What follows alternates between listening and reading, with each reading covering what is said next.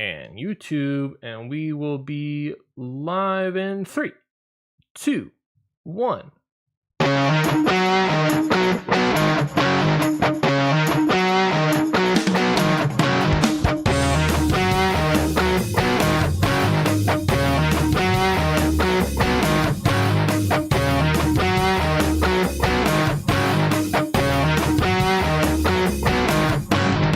Hello, everybody, and oh god, I need to do that again. God, that my throat. I'm gonna start that over. Here we go. 3, 2, 1.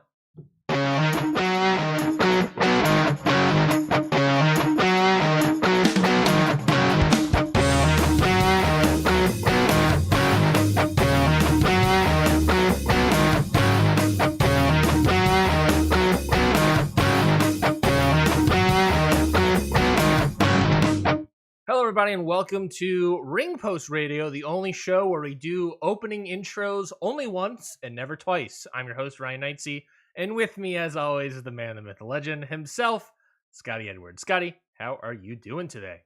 I'm doing great. You know, I never expected this to happen this week, just because, I looked at the lineups for everything, and yeah, Collision was exciting and things like that. But this has ended up being one of my favorite weeks in wrestling this year.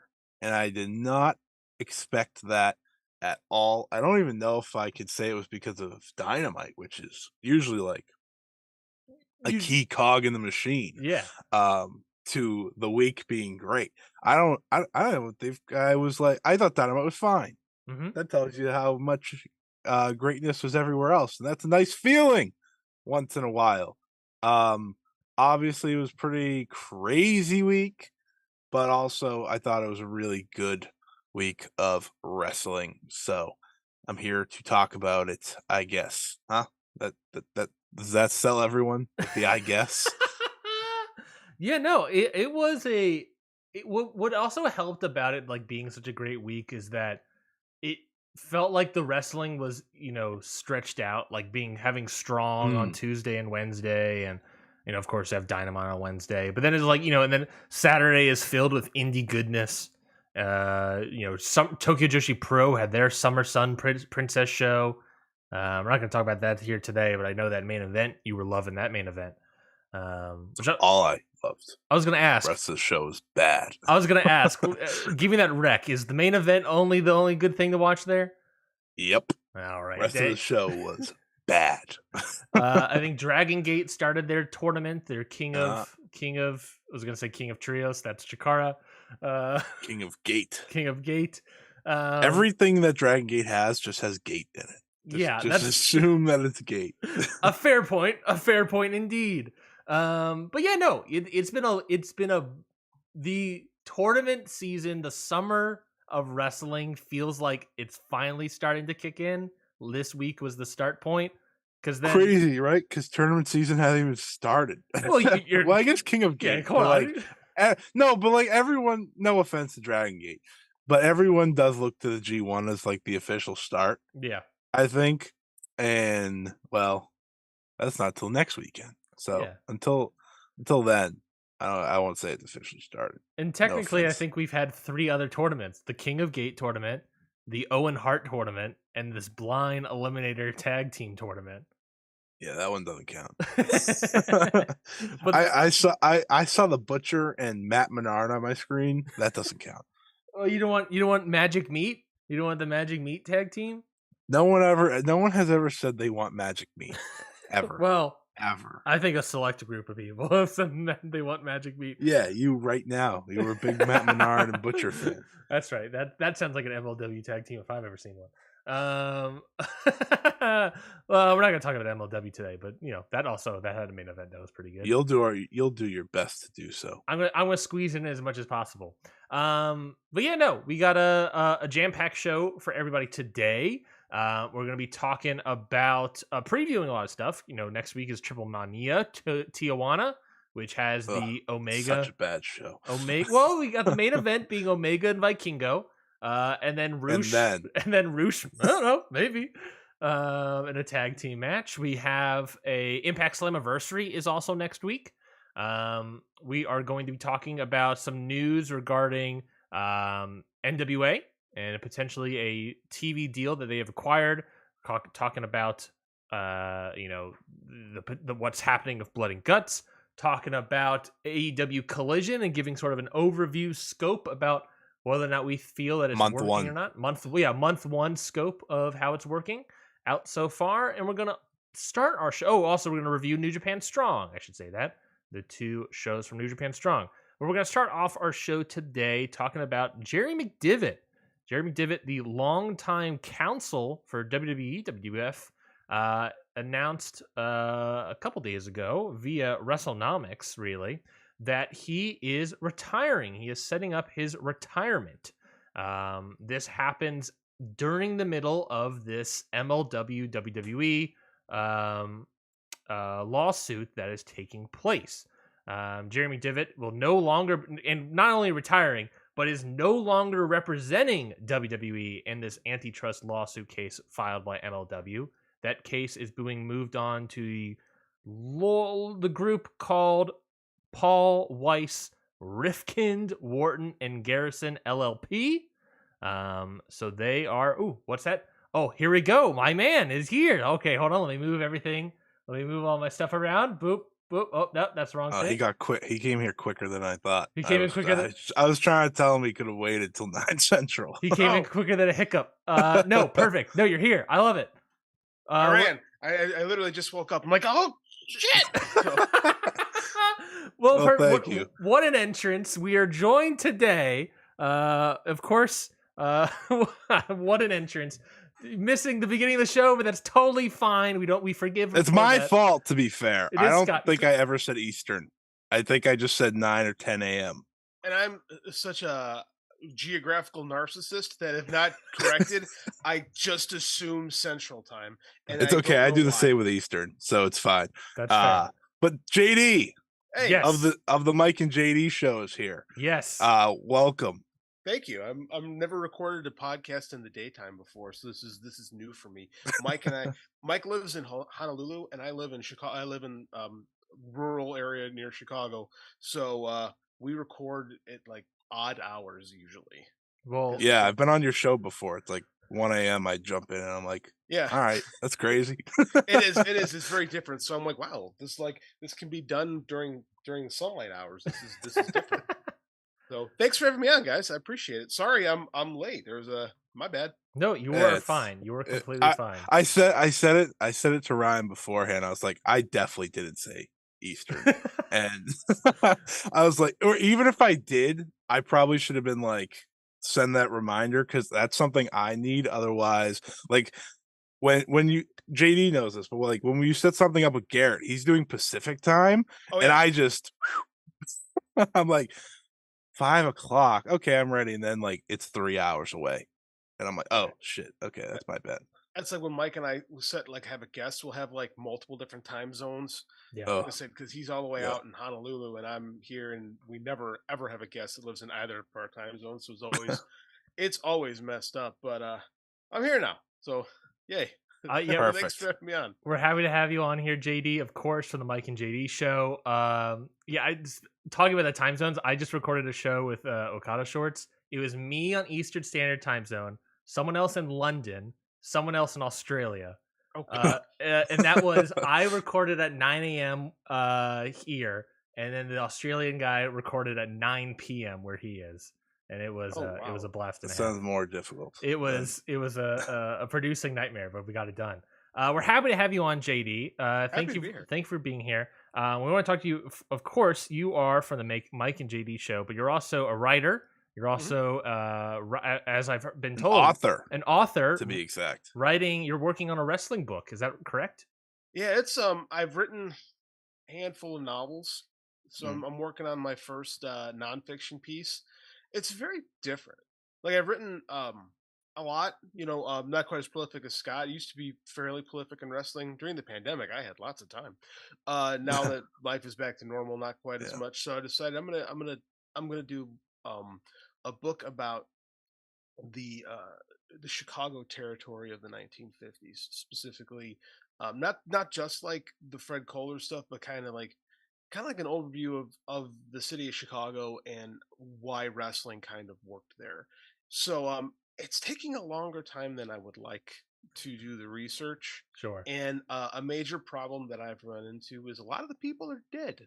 So that that makes things a I little don't bit mean to more laugh at difficult. death, but No, but Right, it's like, hey man, I'm the guy who just said, hey, I'm gonna write about something that happened 75, 80 years ago. That sounds great. So but it's yeah, man, it's a fascinating subject. I think there's a lot of parallels between what Kohler did in the 1950s and what Vince McMahon did in the 1980s. Mhm. He just had he didn't have the same type of vision that Vince McMahon did. He tried to kind of keep things he tried to pretend like things were going to be fine with the NWA, whereas Vince McMahon was totally like obliterate the NWA because like the differences in culture in the 1950s and 1980s I think played into it. Like in the 1950s, unions were really strong. In the 1980s was the the rise of 80s guy Wall Street era stuff. So it was a completely different cultural mentality at the time.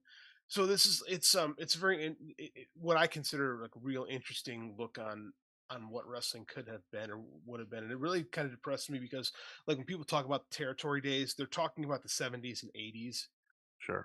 And like there really wasn't anything here in Chicago at the time. Like Chicago wound up being this no man's land. It was split between Vern Gagne and Dick the Bruiser with their territories. So like there was no, hey, I'm gonna go to Chicago. Mhm. It just Mhm. was another town between two territories. And it's kind of sad because the generation prior, it was the heart of professional wrestling. And that's really the I'd say it heart. is again now too. It really is, and it's fun. The fun part about that is because it was that way. I mean, they're, Yeah. Kohler was running multiple shows a night, and there are people that were coming in trying to steal the territory out from underneath them, and it's going to be when I get it finished, it's going to be a really cool story that I'm really excited to tell. But again, I want to when I'm writing a fiction book, if I just want to make up something, I'm just like, yeah, and this happened here, blah blah blah, Yeah. and Sure. it's fine. Yeah. But you can't do that in nonfiction. So Yeah. I got to make sure like I know what I want to say, but I need to actually talk to some primary sources. I need to actually talk to somebody that was there that can give me the firsthand perspective and not just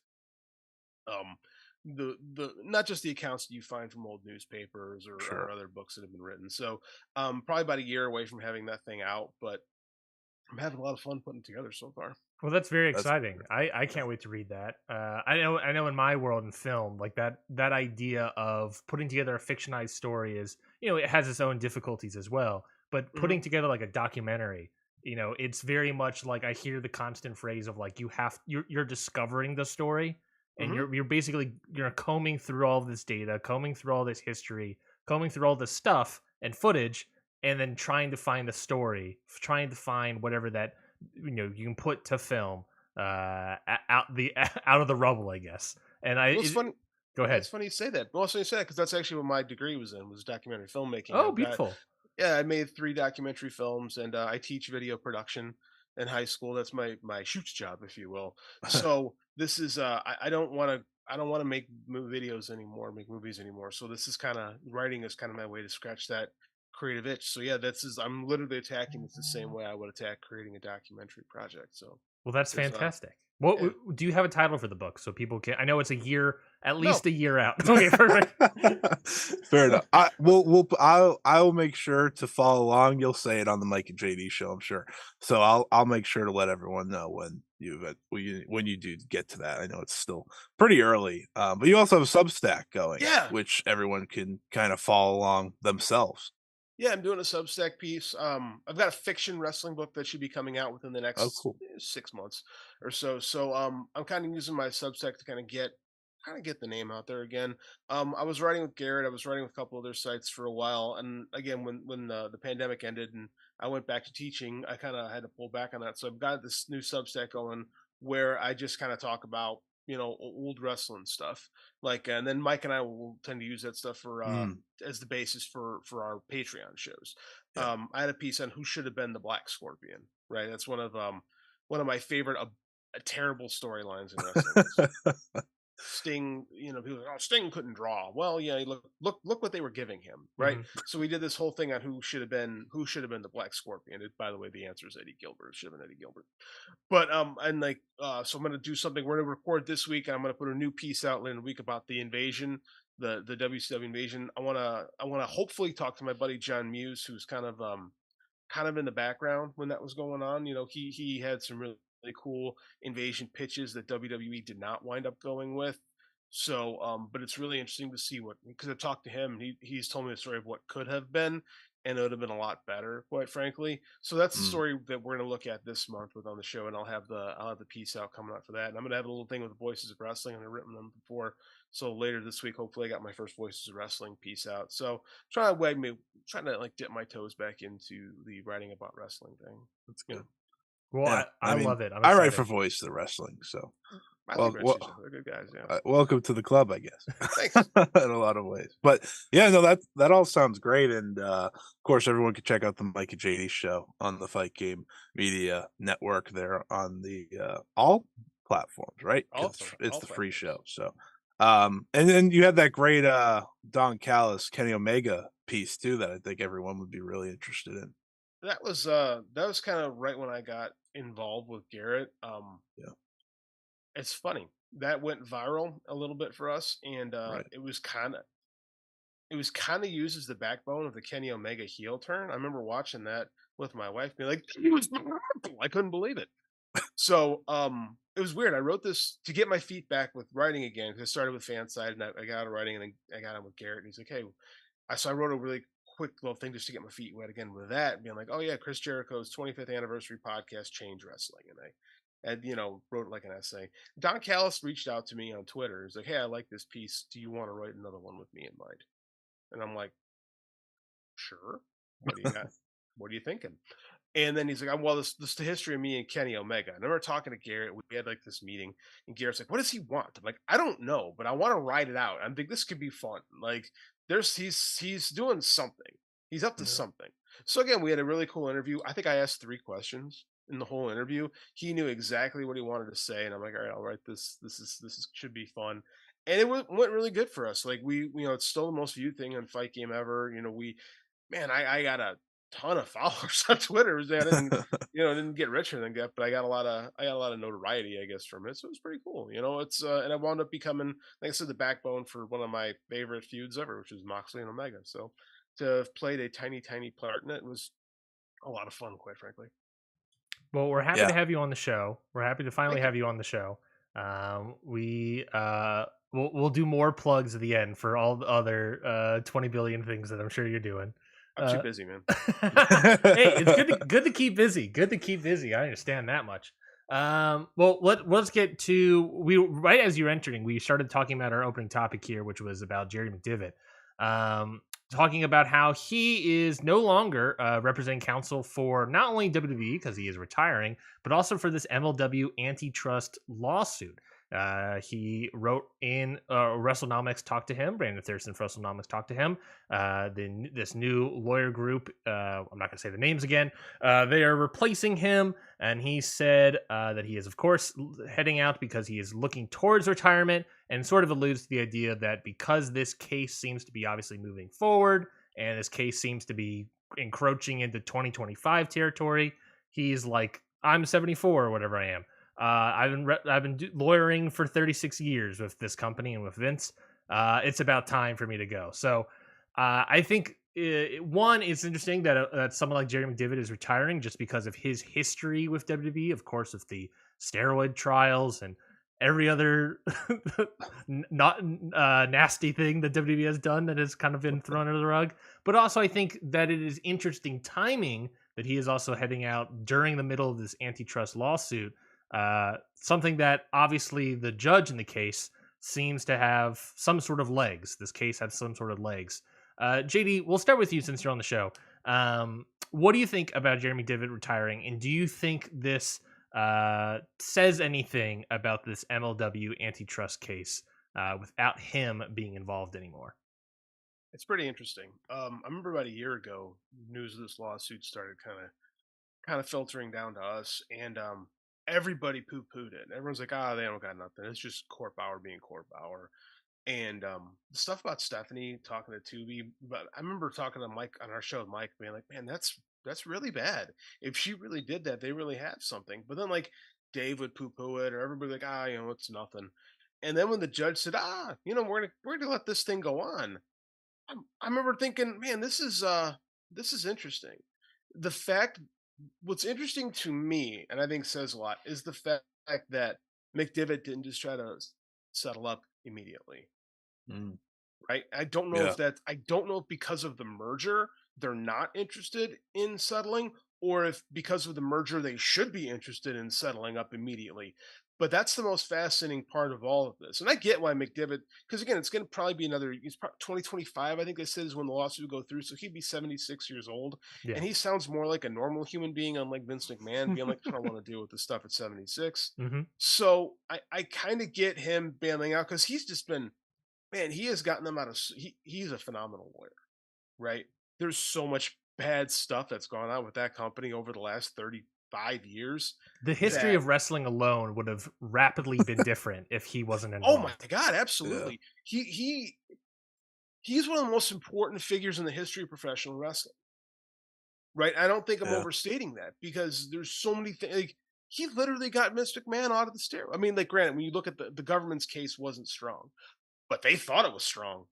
Right? They Yeah. thought that Vince was going down. Like Vince wasn't showing up when Vince just didn't happen to get that neck surgery, showing up with a neck brace, just coincidentally. Like and this has happened multiple times. So clearly Jerry McDivitt is excellent at what he does. And it's kind of a changing of the guard era. And I'm like, I don't know about this, Emily. I mean, like I don't pretend to be a lawyer. I don't pretend to know anything. But I mean, just in the way it's playing out, and again, the Tubi thing in particular, really makes me wonder, like, man, maybe they do have something there. Like Yeah. maybe this is something.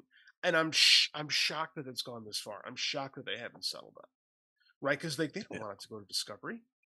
Right? That's not gonna go good for WWE if No. they can really start like finding things out. Like I can't. I mean, whoever the new law firm is, I know he named it, but it's not. It's not off the top of my head. But It's 5 names, so it's don't blame you. you're right. It's some law firm. They should settle that up really quickly.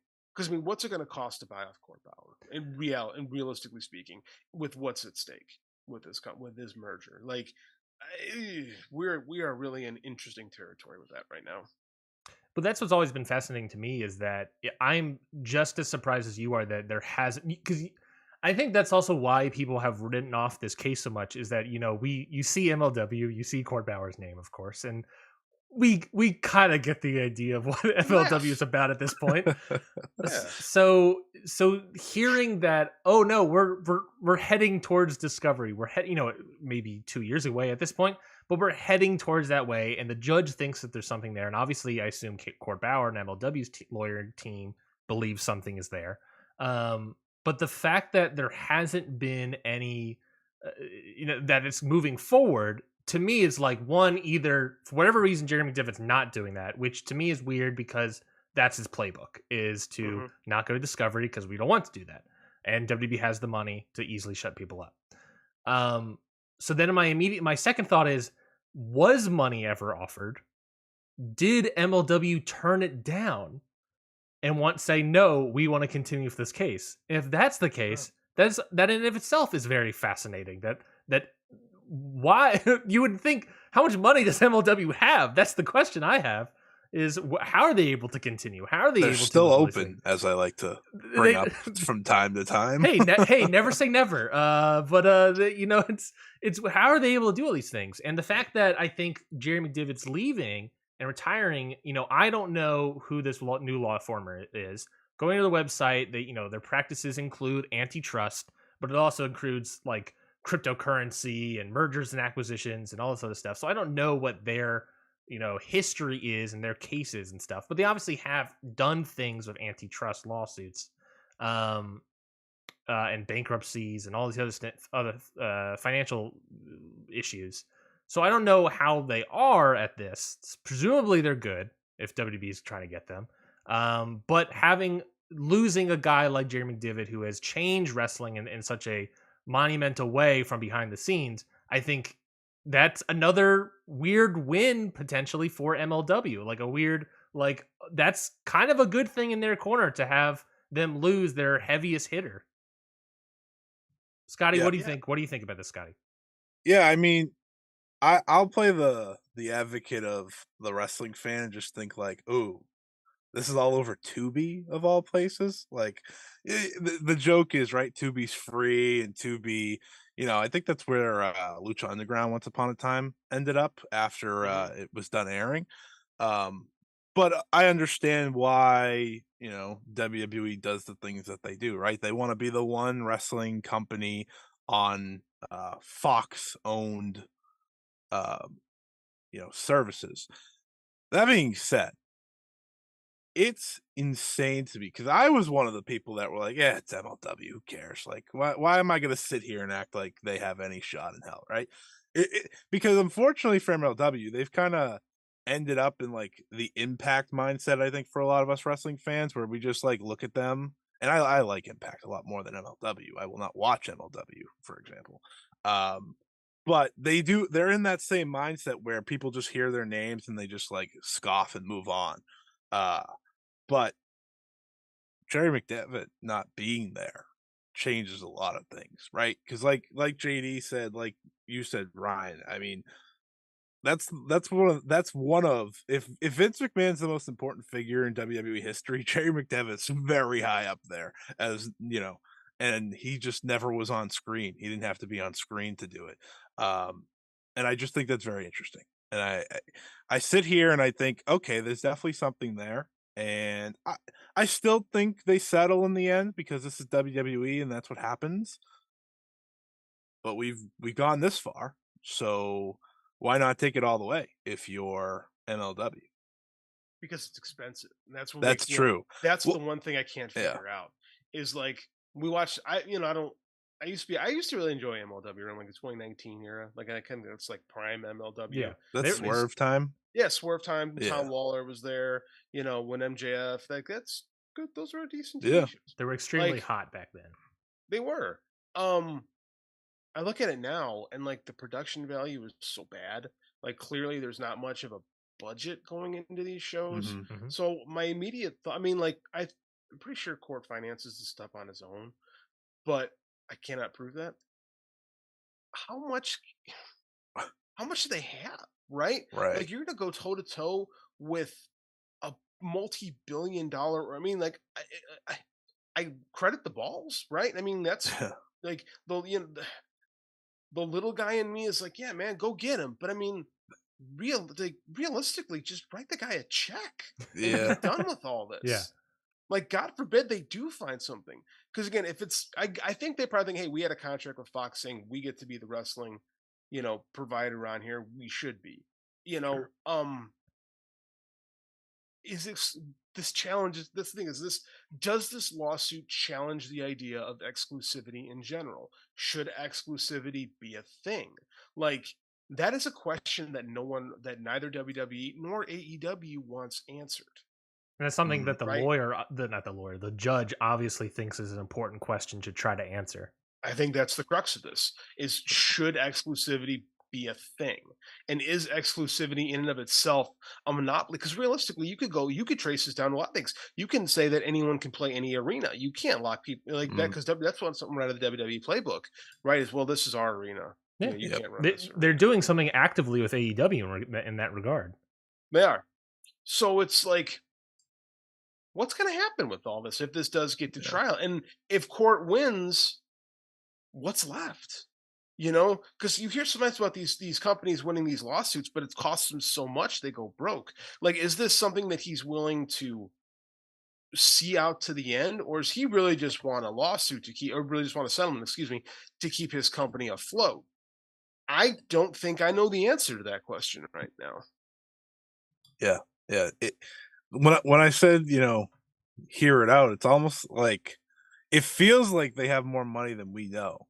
But then I think about it. It's like, okay, then why do you have the roster that you have? Why do you have the show that you have? Right? Well, Like, in their defense, guys, I mean, as we just learned on MLW Never Say Never last night, which of course I watch because I'm a demented freak. Kudos to you, sir. Yeah, thank you. That's what I've been waiting for. As we learned from last night, the Boomaye Fight Club is financed entirely by Don King, so the money is obviously coming from some high places. This is what's weird about MLW is every time we laugh about them, they pull something like this up. And you go, Don King Yeah. in pro wrestling in 2023? How did that happen? The answer is Court's a rich kid who's got some connections, right? So I mean, Seemingly this a every really time. rich kid. I think he might be a really, really rich kid, but I don't know for sure. Yeah. Like I said, like there's some things I'm like, where does this money come from? I mean, like they're not getting. I don't know what they get from BN other than yeah, we will gladly show your show. Yeah. Because it's not Yeah. like anything else they've ever had has really worked or gotten them paid. And like I know like actually when they go to towns they actually sell tickets, right? They do. Yep. They don't play to empty houses. So credit them on that. But where is this coming from? You know, it's just it's interesting, man. I don't know. I don't think they want this to go. I don't think WWE wants us to go to Discovery. I really No, I think I think it'd be foolish of them, and I think I would have to imagine that they've tried at least everything in the power. And who knows? Just a settlement can happen pretty much at any time. It could happen before a verdict is said. A settlement can happen. A settlement might happen between now and what, middle of 2025, whenever the case is happening. But who knows? And you're, to your point of like what happens if MLW, if the case went through and MLW wins, what does WWE look like? What does that look like as they're also going into a merger with UFC? How does any of this look like? It feels weird to say that this is becoming a monumental case, but it's slowly slowly getting there, and we'll see what comes out of it. Here's where the nihilist in me kicks off is because I grew up in the 90s, right? I'm older than you guys. Like I remember going to the library to read newspapers about what was going on in the trial, the steroid trial. Because like I hadn't quite mastered the internet at that point yet, so I didn't really understand how to quite work those things out. But like we thought that Vince McMahon might be done at that point. So did they. So did WWE. They I hired thought Jerry Vince Jarrett. McMahon was done last year too. That's So what did I mean. This me. that's what I'm saying is this guy has a tremendous knack for survival, Yeah. right? And WWE, as far as looking bad, like it's impossible for WWE to look bad because the vast majority of the grand world thinks of them as a joke to begin with, but they're like rolling in money. Yep. Right. And like they've survived so much. Like they've survived a pedophile ring for God's sakes. And then like stuff that would destroy a company The today. Benoit stuff. The Benoit stuff, the steroid trial, Mel Phillips, like there's just Vince McMahon just brushes it off. And has for decades. Yeah. So I don't know. I'm I'm skeptical that this actually changes anything in pro wrestling, but there's always that chance. There is always that chance. Well, let's move on to the next topic here, which is sort of an overview topic that we wanted to open the show with, talking about AEW Collision. They are officially a month out from their launch. I don't know about officially, but it's been 4 weeks. A month out from their launch, 4 episodes down. We have seen the sort of kind of scope of their roster. We have sort of seen how their television kind of works. We have seen how the audience has taken to it, or in some cases, not as much taken to it. Let's give sort of our overview thoughts of how we think the beginning of AEW Collision is going. And JD, I want to start with you. I think the best way to just sort of get a grand thought is if you had to assign a letter grade, going to your teacherific roots, which I'm sure is a word.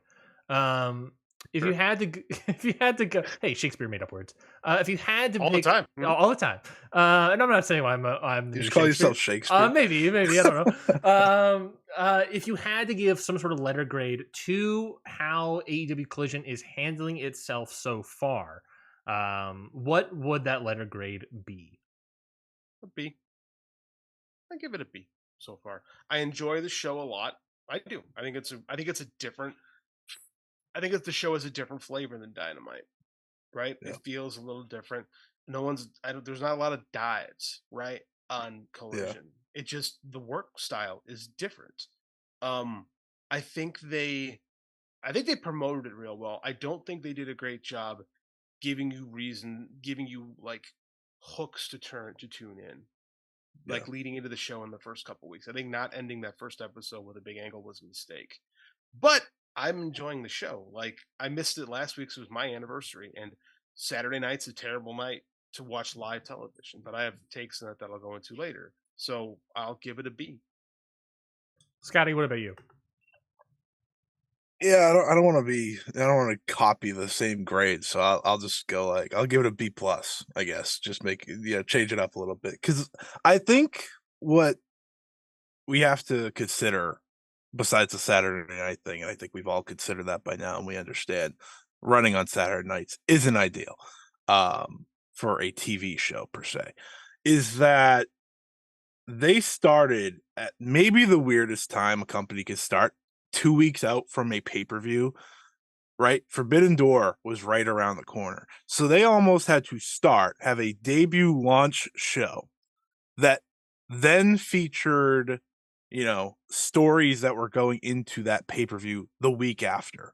And I think that has really led them to not tell the stories that they want to immediately. Like they've tried with some of the CM Punk and FTR stuff, right? With Bullet Club Gold. But other than that, you waited kind of on the Andrade thing.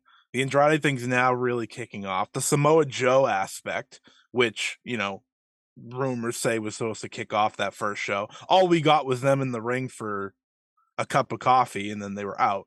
Now we're kind of more getting that this week. Um, it felt like to me this week's episode would have been the perfect debut episode almost, right? Because this week's episode, despite being in Regina, Canada, and there's a part of me that says, can we just get out of Canada for these collision shows? No offense to Canada, but they're in like they're in such little areas that like I don't think like wrestling's booming in Regina right now necessarily. But there's part of me that thinks that if you were to really kick this off and Forbidden Door wasn't in the way, it would already be a better start. But I enjoy the show a lot. Like I really like what Collision has going on. I thought this week's episode was their best. Everything on the show had meaning, right? You kick off the show with Ricky and Powerhouse Hobbs, and Hobbs finally moves on from QTV, a story that needed to happen. Like that's one of the big things. And I had a friend text me, isn't Collision supposed to be the show that's like to give new wrestlers opportunities? Why is it, just CM Punk and signature women's match and FTR? And I said, well, first of all, CM Punk is the main part of the show, so he is supposed to be in every big match. So take that back. But second, it is right? Ricky Starks and Powerhouse Hobbs. Those are your two of your main stars you're pushing on this show. And I watched that match, and you felt an energy, I think, for those two that maybe. Well, Ricky Starks has had a good following, but Powerhouse Hobbs was really over. And by the time that QTV angle was over, I said to myself, okay, we've gotten something done in this story. Now we can move forward with the Powerhouse Hobbs aspect of this. It doesn't feel like he's running in quicksand anymore. You built the Athena and Willow match. You had that, fantastic tag team match that's old school, right? That I think everyone was like saying old school, almost 80s type stuff that FTR does so well with Jay White and Juice Robinson that I thought was excellent. And then, you're in the end, you're building to Punk and Joe part one. In a lot of, I know it's part five, but in a lot of, or part four, is it four?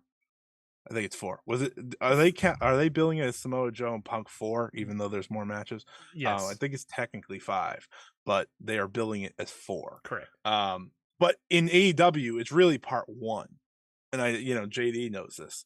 And I think that's the excitement of Collision as a whole, is that now we're getting to the good stuff.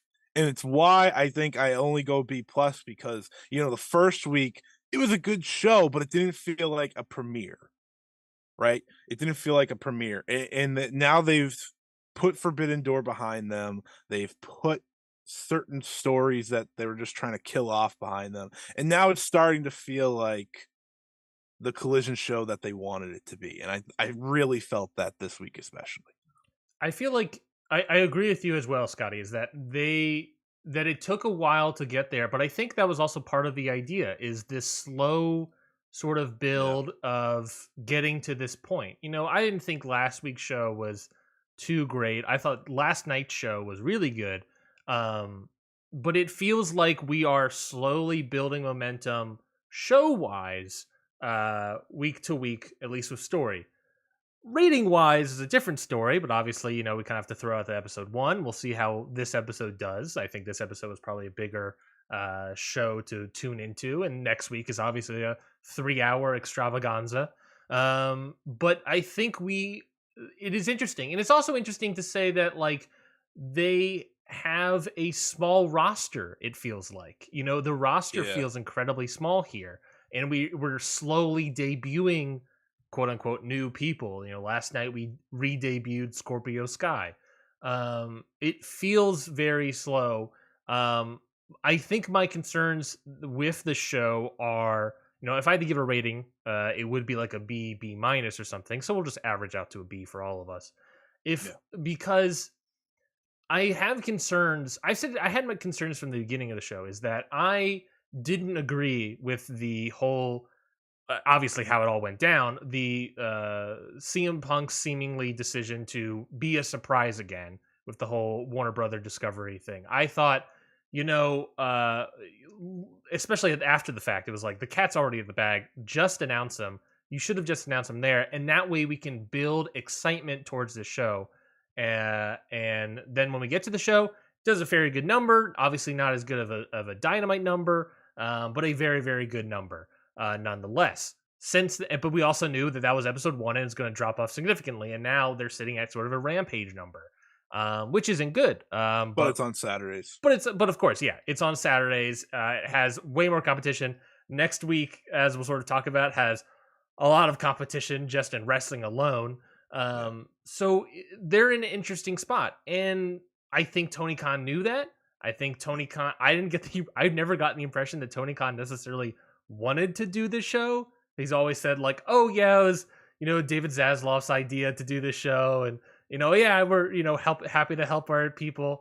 I've never got fully the impression that this was a show he necessarily wanted to do.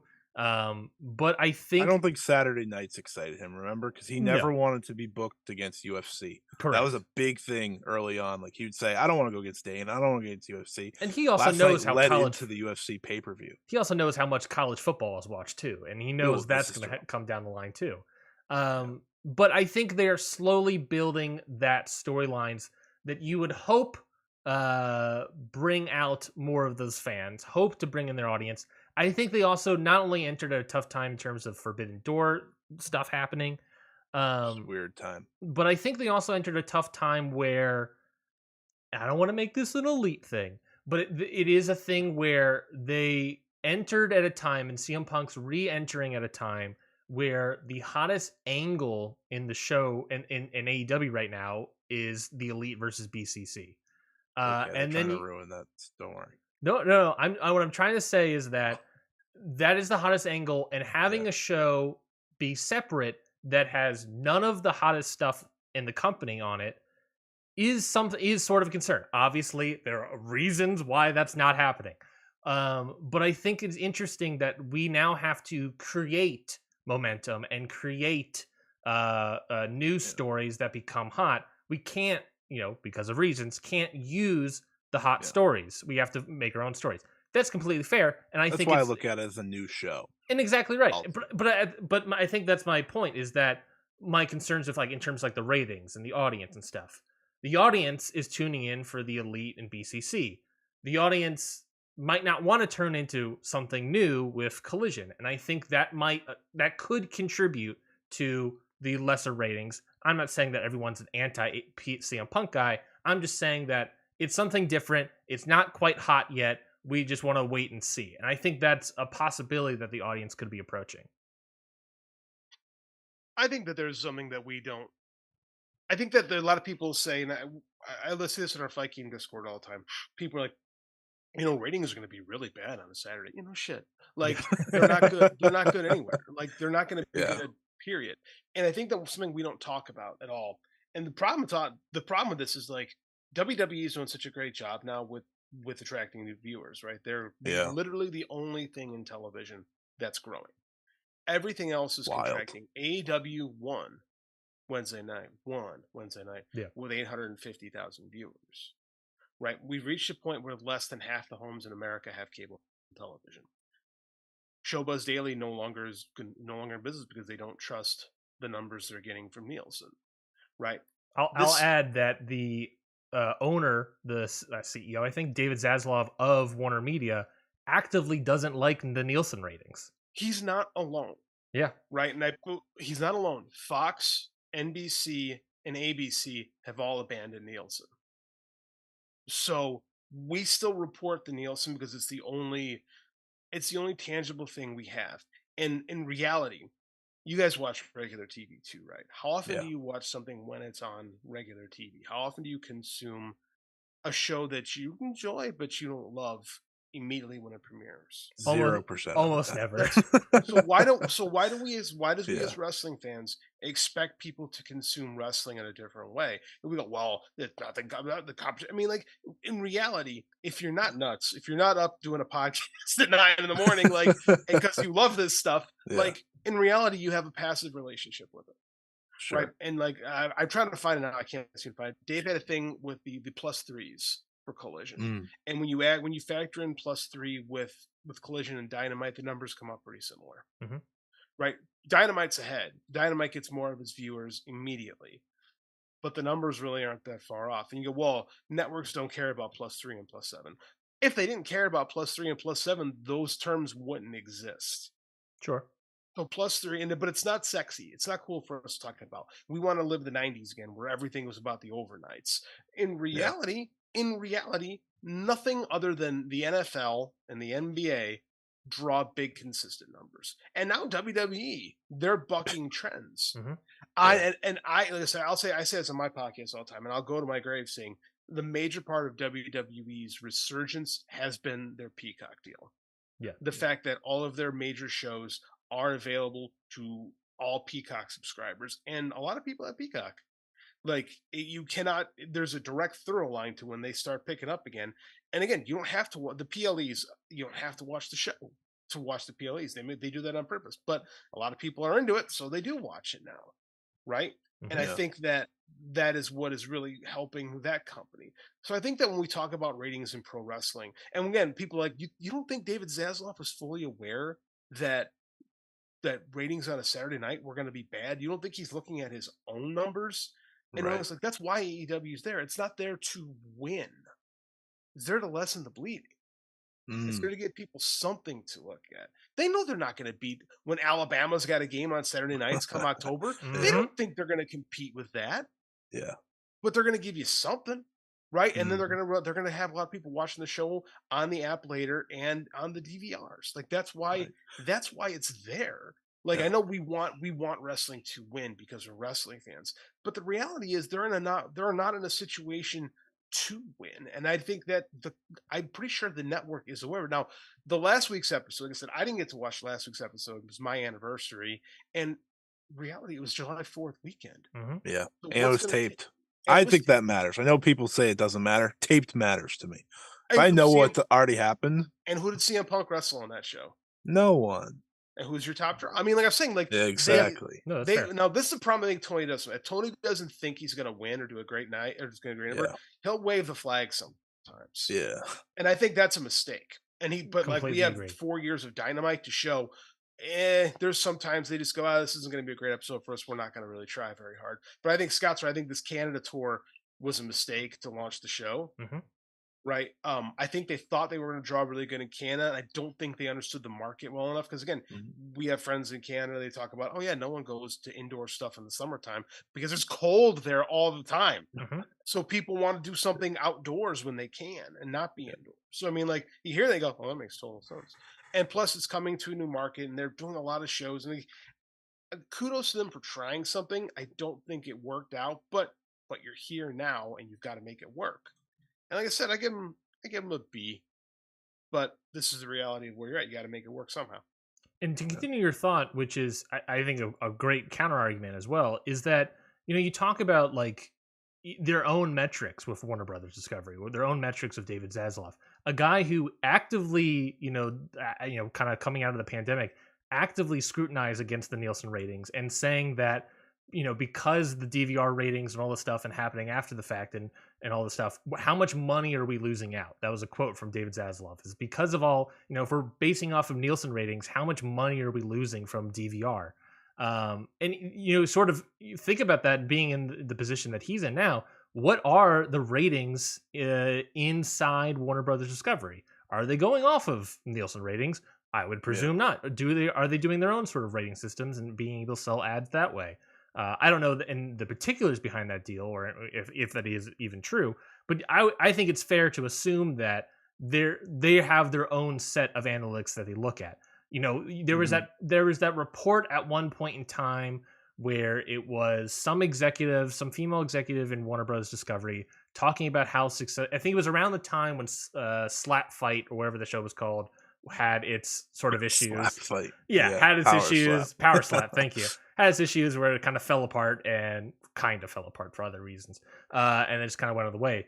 And I believe the executive talked about how, and they gave like this number for AEW, and said it had like 4 million viewers or something every week, and it was like some insane number that everyone was like, "What the hell is this lady talking about?" But she has that data from somewhere, right? She's not pulling that number out of her ass. She's an executive. She has access to the data, to some numbers that they're reading from Warner Bros. Discovery. You're right in saying that I think Saturday is more of a defensive move to other competition than anything else. But it's also, they're looking at different numbers than everybody else, I think. I think it's fair to assume that they are not necessarily, they might be beholden to Nielsen, but I don't think they're using Nielsen as the end all be all. They're looking at something else entirely. If they didn't like what AEW is doing, they wouldn't keep giving them more. They wouldn't believe them in the Saturday slot, right? And I think when it comes to ratings too, people have to remember, right? JD highlighted this. DVR, the TNT TBS app, which sucks, by the way, if you ever have to use it. TNT I have TBS used apps it. are garbage. I have used it. And I think people also forget Fight. I know it's not here in the US, but come on, people. Like, it's very easy to get the Fight app and pay $5 for AEW a month because you want to see the full matches, right? There's no such thing as picture-in-picture on the Fight TV app. I've seen the versions of it. It's a wonderful thing if you don't like commercials. But I think that's a reality too, that a lot of people probably use that. Like I've seen that conversation happen. So I just wanted to add that in before letting JE go. Go ahead. I mean, this is the kind of the reality that we live in now. And like, it's not just David Zaslav, who I don't think is the world's greatest CEO. I'll just get that out of the way right now. I think he's made a lot of. He canceled the show he canceled the show I was working on, so I don't like this guy. I mean, I get it. Like, I think that since the merger, like, just look at the stock. Like, it's not gone great. But I mean, he's not alone in his criticism. Nielsen and NBC touted this new service they were going to use to track. Because again, ratings only matter to sell to advertisers. Yeah. And when you look at AEW's advertisers, they're not bad.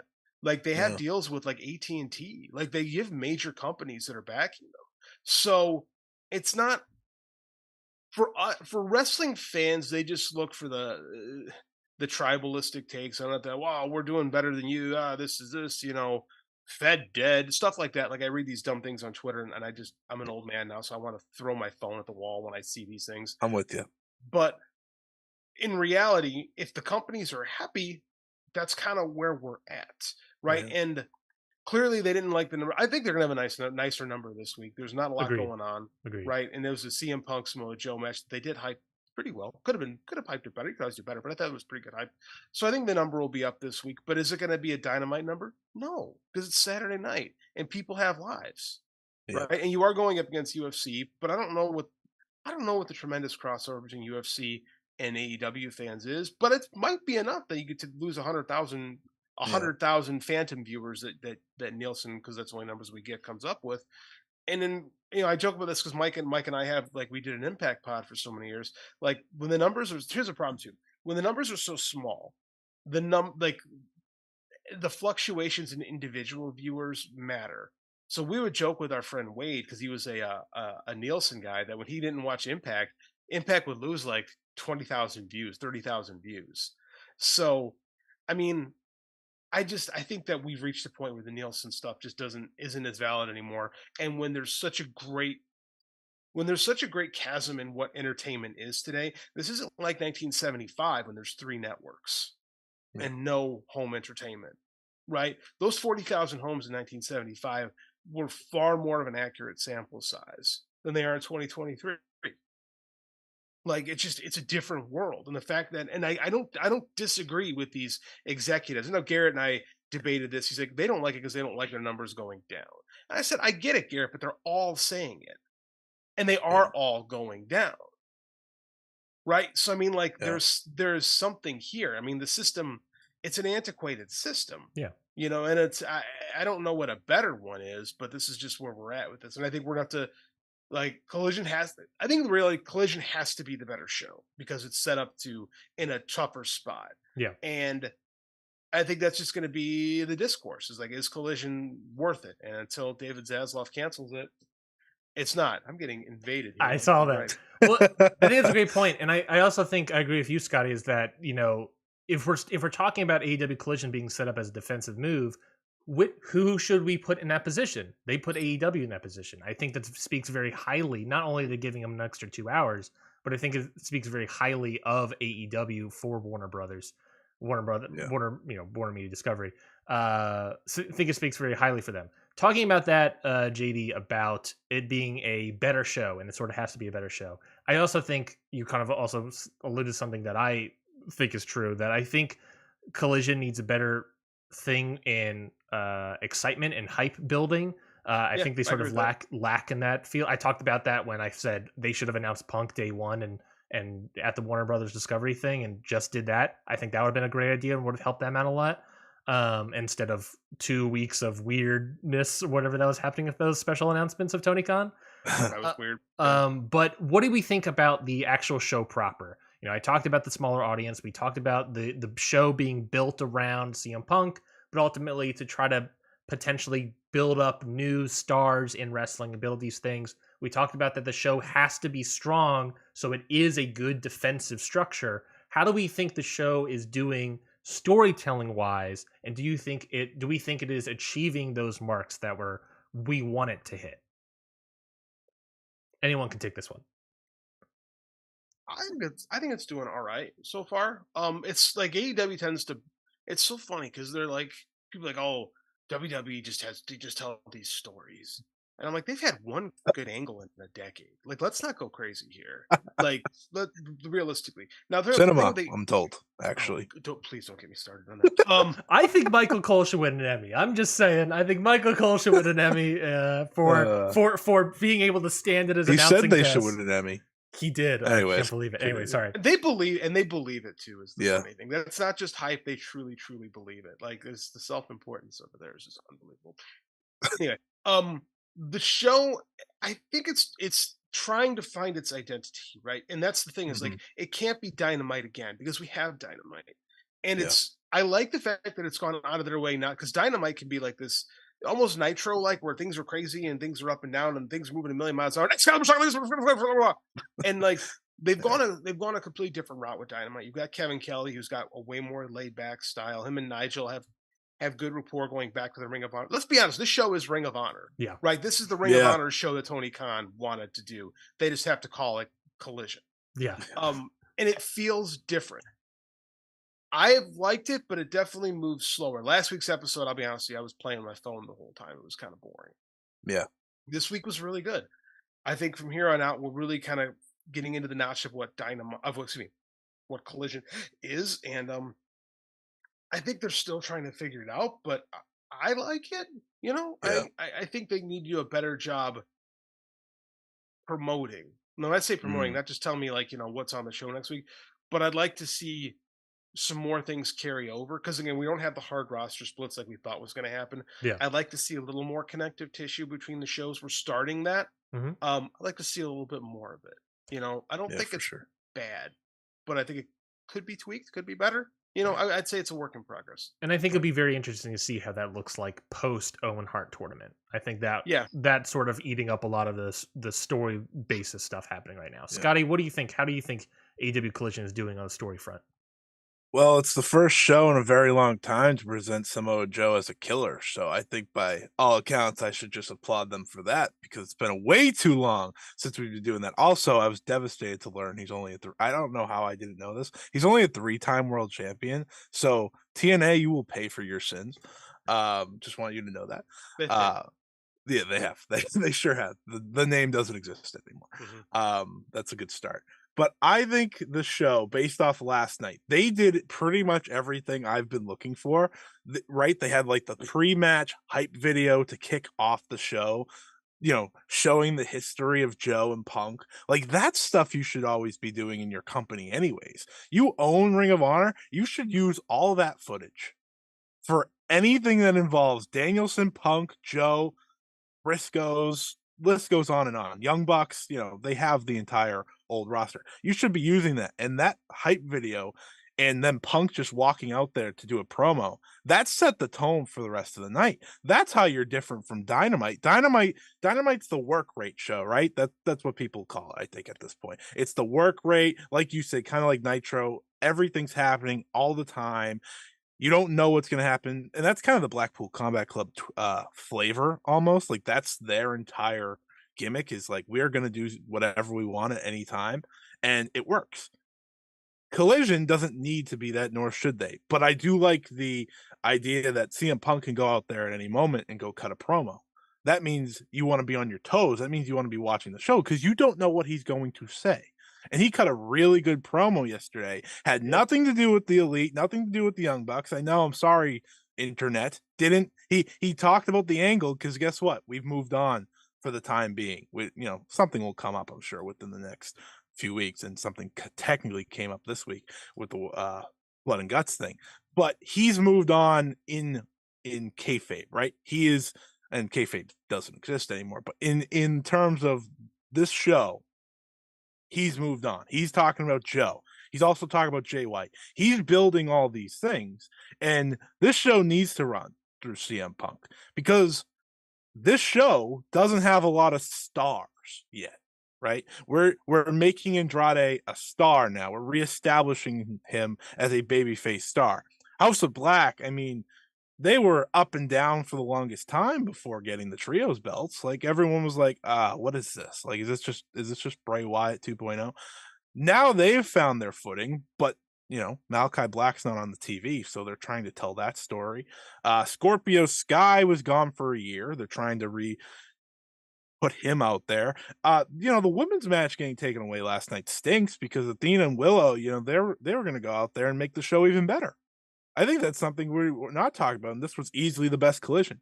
So, and I think you guys were both right with the tournament stuff taking up a lot of their current booking, but it's now playing into their stories as it should. And ultimately, I think the show is good. It can be great. Does that make sense? Like Yes. there are levels here that can be great. I kind of saw it last night with just, the main core telling their stories and pushing those forward. And I hope that's where we go because I'll bring up last week. Last week was the weakest of them. That also had MJF on it. Is that a correlate? I don't know. Maybe it's his fault. Maybe we can just blame MJF. I like blaming MJF. That being said, like it was taped. It was 4th of July weekend, right? Like JD said, it was Tony Khan taking the L in a lot of ways. CM Punk didn't wrestle. CM Punk wasn't announced up until the day after Dynamite because they're like, we should probably just put him on the show, right? Put him on commentary. Yeah. And like, no offense to anyone, no one's just gonna jump into the show to hear CM Punk do commentary because CM Punk likes to do commentary as someone doing commentary. He's not going to be like cutting promos the whole time on Samoa Joe. So I think we're working our way there. I really do enjoy what they're going for. And I think as time goes on and you introduce more people, it'll get better and better and better. I think they're starting to bring Ring of Honor people into it now with Athena. Like Athena made it very clear to me last night, like this was going to be my Collision debut on this great show. And it's like, okay, she's definitely destined for this show, which is good. that's what you should be doing. Bring in the Kingdom. I think the Kingdom in Ring of Honor only is stupid. Like, I think they're fantastic, and they should not just be there. Like, keep bringing in these new people that are just on Ring of Honor because they're there in the building.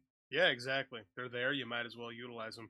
And it's also a good hook to get people to buy Honor Club, right? Mm, Because I don't know yep. why you would buy Honor Club, but to be quite frank, like there's not a Buy big hook AW to it. Dark. Yeah, I mean that's all it is. Like I did it Yeah. for a month, and I'm like, this is not worth my $10. Yeah. So I mean, like I think the more you can utilize those players, those Ring of Honor. Like I said, this is basically Tony Khan's Ring of Honor. Yeah. This is what it would have been. So I think you got to utilize that. Like I think you gotta steer into it. There's plenty of people there. Just you don't like I said. You said they're a small roster, and it does feel like that because they haven't utilized a lot of people. There's a lot more people in that building, man. Mhm. Yeah. Just keep winning, just keep pulling them out. But I like that they're not rushing anything, right? It's really slow burning. They're trying to establish who the guys on the show are, Yes. and then you can start filtering more people in. Like Yeah. so If far, like did you hear that crowd last night with J. Rob with Switchblade and Juice Robinson? Mhm. Those dudes were like lost a month and a half ago, Yep. and they were getting tremendous reactions. Like Jay White is a guy now in AEW. Yeah. Just listen to the crowd. Like they're Naturally. telling it to you. So it's starting to work. It's not going to be what we want it to be, but I got news for you guys. SmackDown was on TV for 20 years before anybody gave a shit about it. Yeah. I still think SmackDown's kind of Well, people care about it now. Yeah. It's the Yeah, it greatest show. does. It's the greatest show on television. I'm told it every Saturday morning. Cinema, baby. I think it's a great point, and I think what we're all sort of kind of talking about is the idea that they are centralizing the stories because what they are doing is building a foundation of Yeah. the show, that a foundation where they can build new stars, build up new people, slowly bring in new people, and see how they interact, and make a kind of a small ecosystem of wrestlers to grow from there. We talk about building stars. There is a solid chance that Ricky Starks, I think, is winning next week. I think it's I'd maybe say a 40% chance that Ricky Starks is winning. I'm going to give the edge to CM Punk because it's CM Punk. But, you're talking about building up new stars. Getting a win over that guy would be huge. Now, there's also, there's other things there, but that's the whole idea here is we are trying to showcase and create the foundation of what AEW Collision is so that we can go off and make new stars and do all this other stuff so that down the line, let's say a year from now, AEW Collision could be this very fruitful show that is great long telling stories, great new stars that we haven't seen in forever that are being properly utilized ideally. And ideally a great show that's growing their audience. And that's what you sort of want Collision to be. I think if you're talking a defensive move, long term would be that you want this to eventually be a top show, eventually be a show that is rivaling Dynamite in the ratings, right? That's if to go back to that talk, it's something that's it's long term storytelling with the show itself. I think that's what they're trying to do here. And I think there's something really bad out there for some AEW fans. I will not call them elite stands, but some of them are. They're freakazoids. We know this. They're freakazoids. Some of them think like dunking on other companies is by also dunking on Collision. And I'm like, do you know this is booked by the same guy you're defending? Mm-hmm. Like, do you forget that Tony Khan is booking? He owns both of these shows. Like, that's something that I see, and I think a lot of people don't want to like Collision because they don't like CM Punk. I think there's. Oh, sorry, Scott. Go ahead. And I just think like that's also part of the problem in looking at it. Like, I don't know how you don't watch Collision and enjoy it. I really don't, because I just think it's a good wrestling show that, it's a little old school in a good way. And that's probably why I like it, but good.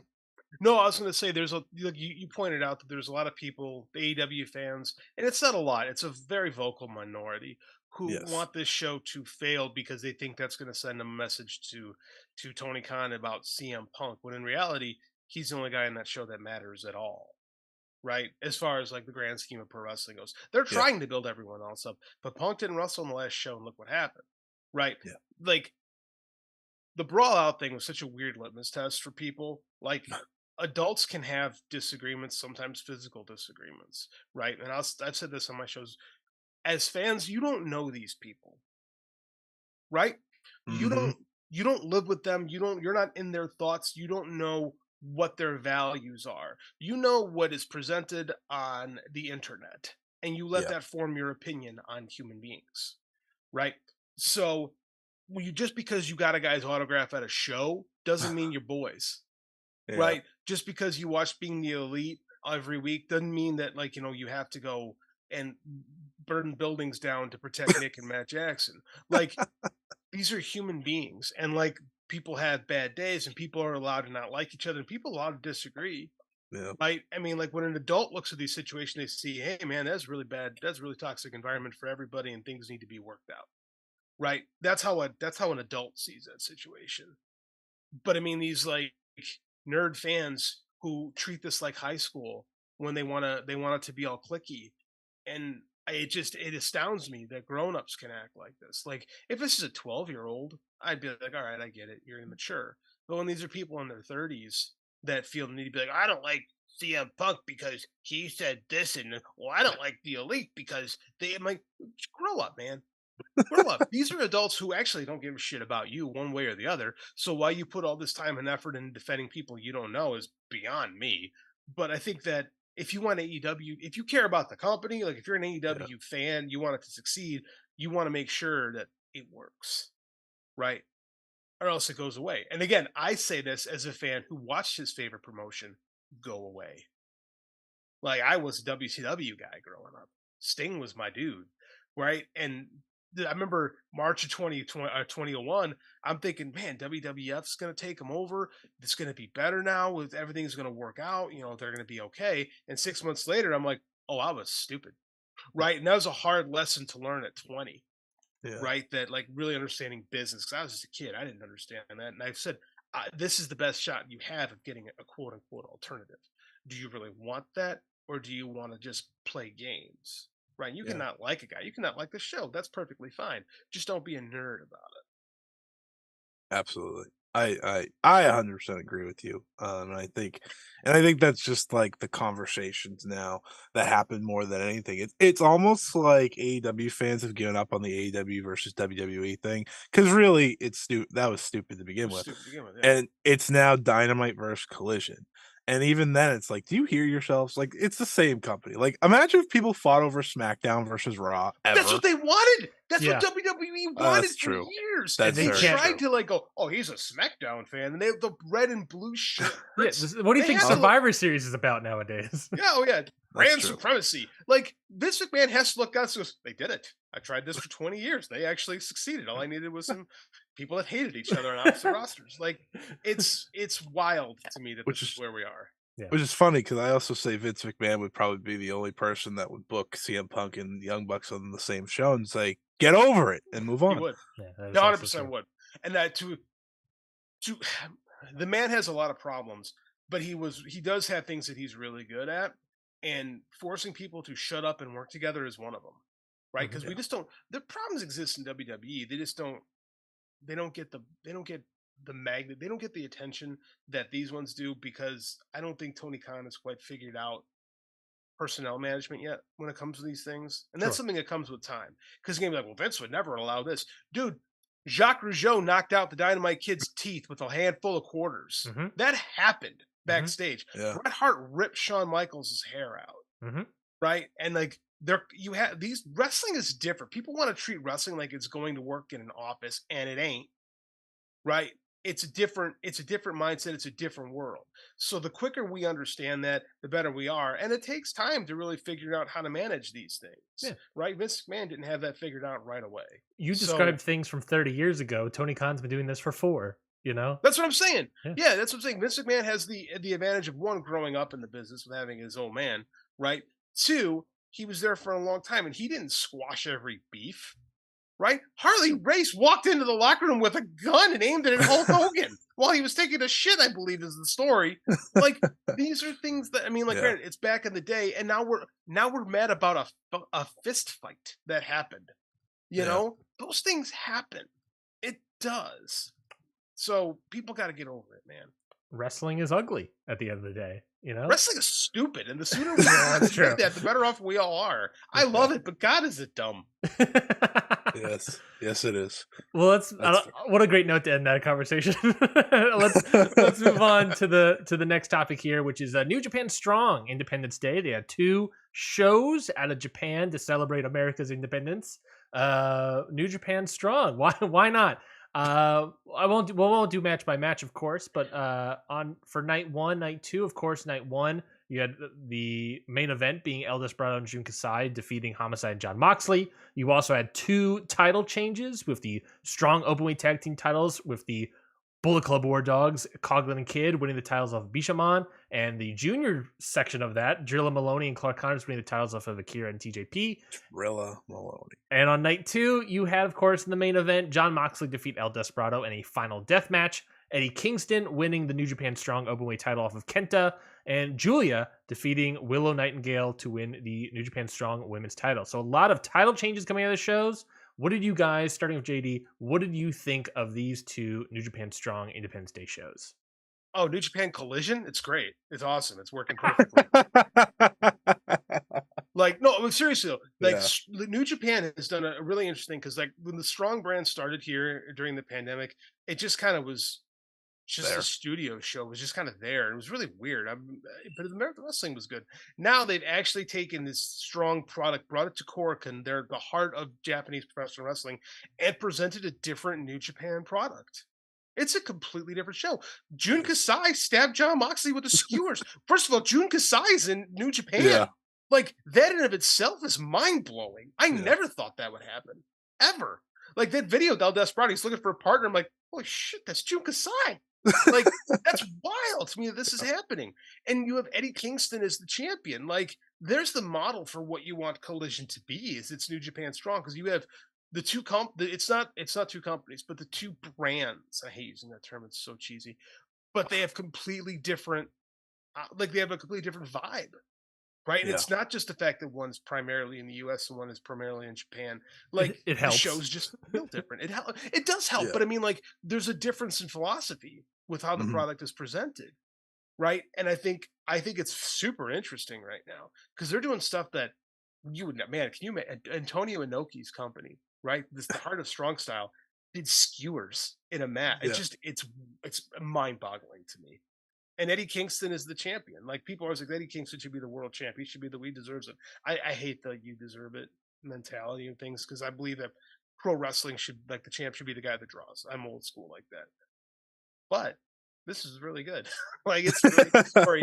And it does put enough heat on Eddie going into the G1, where he's definitely more of a threat now. Right? He has something, right? And this is exactly what titles are. They're props. Right. And now you just legitimize Eddie Kingston to some Japanese fans who might not be terribly familiar with him. So I'm a big fan. I think this is great. Scotty, what did you think of Strong Independence?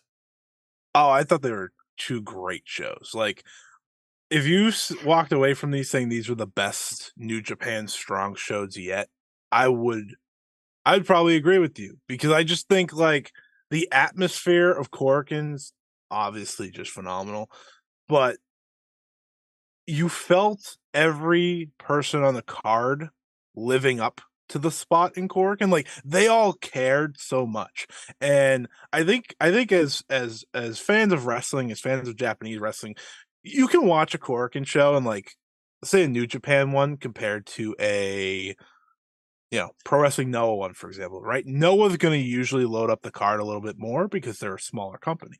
New Japan, they'll just run a house show there, and they'll pack the building, and it'll just be like, all right, I can miss that show. You almost forget, like, sometimes when New Japan does run a big Korakuen, how special it can be. And Jun Kasai, this guy should be booked everywhere, right? He's a legitimate wrestling legend, and you felt that when his entrance happened. Like, he was the biggest star on a New Japan Pro Wrestling show.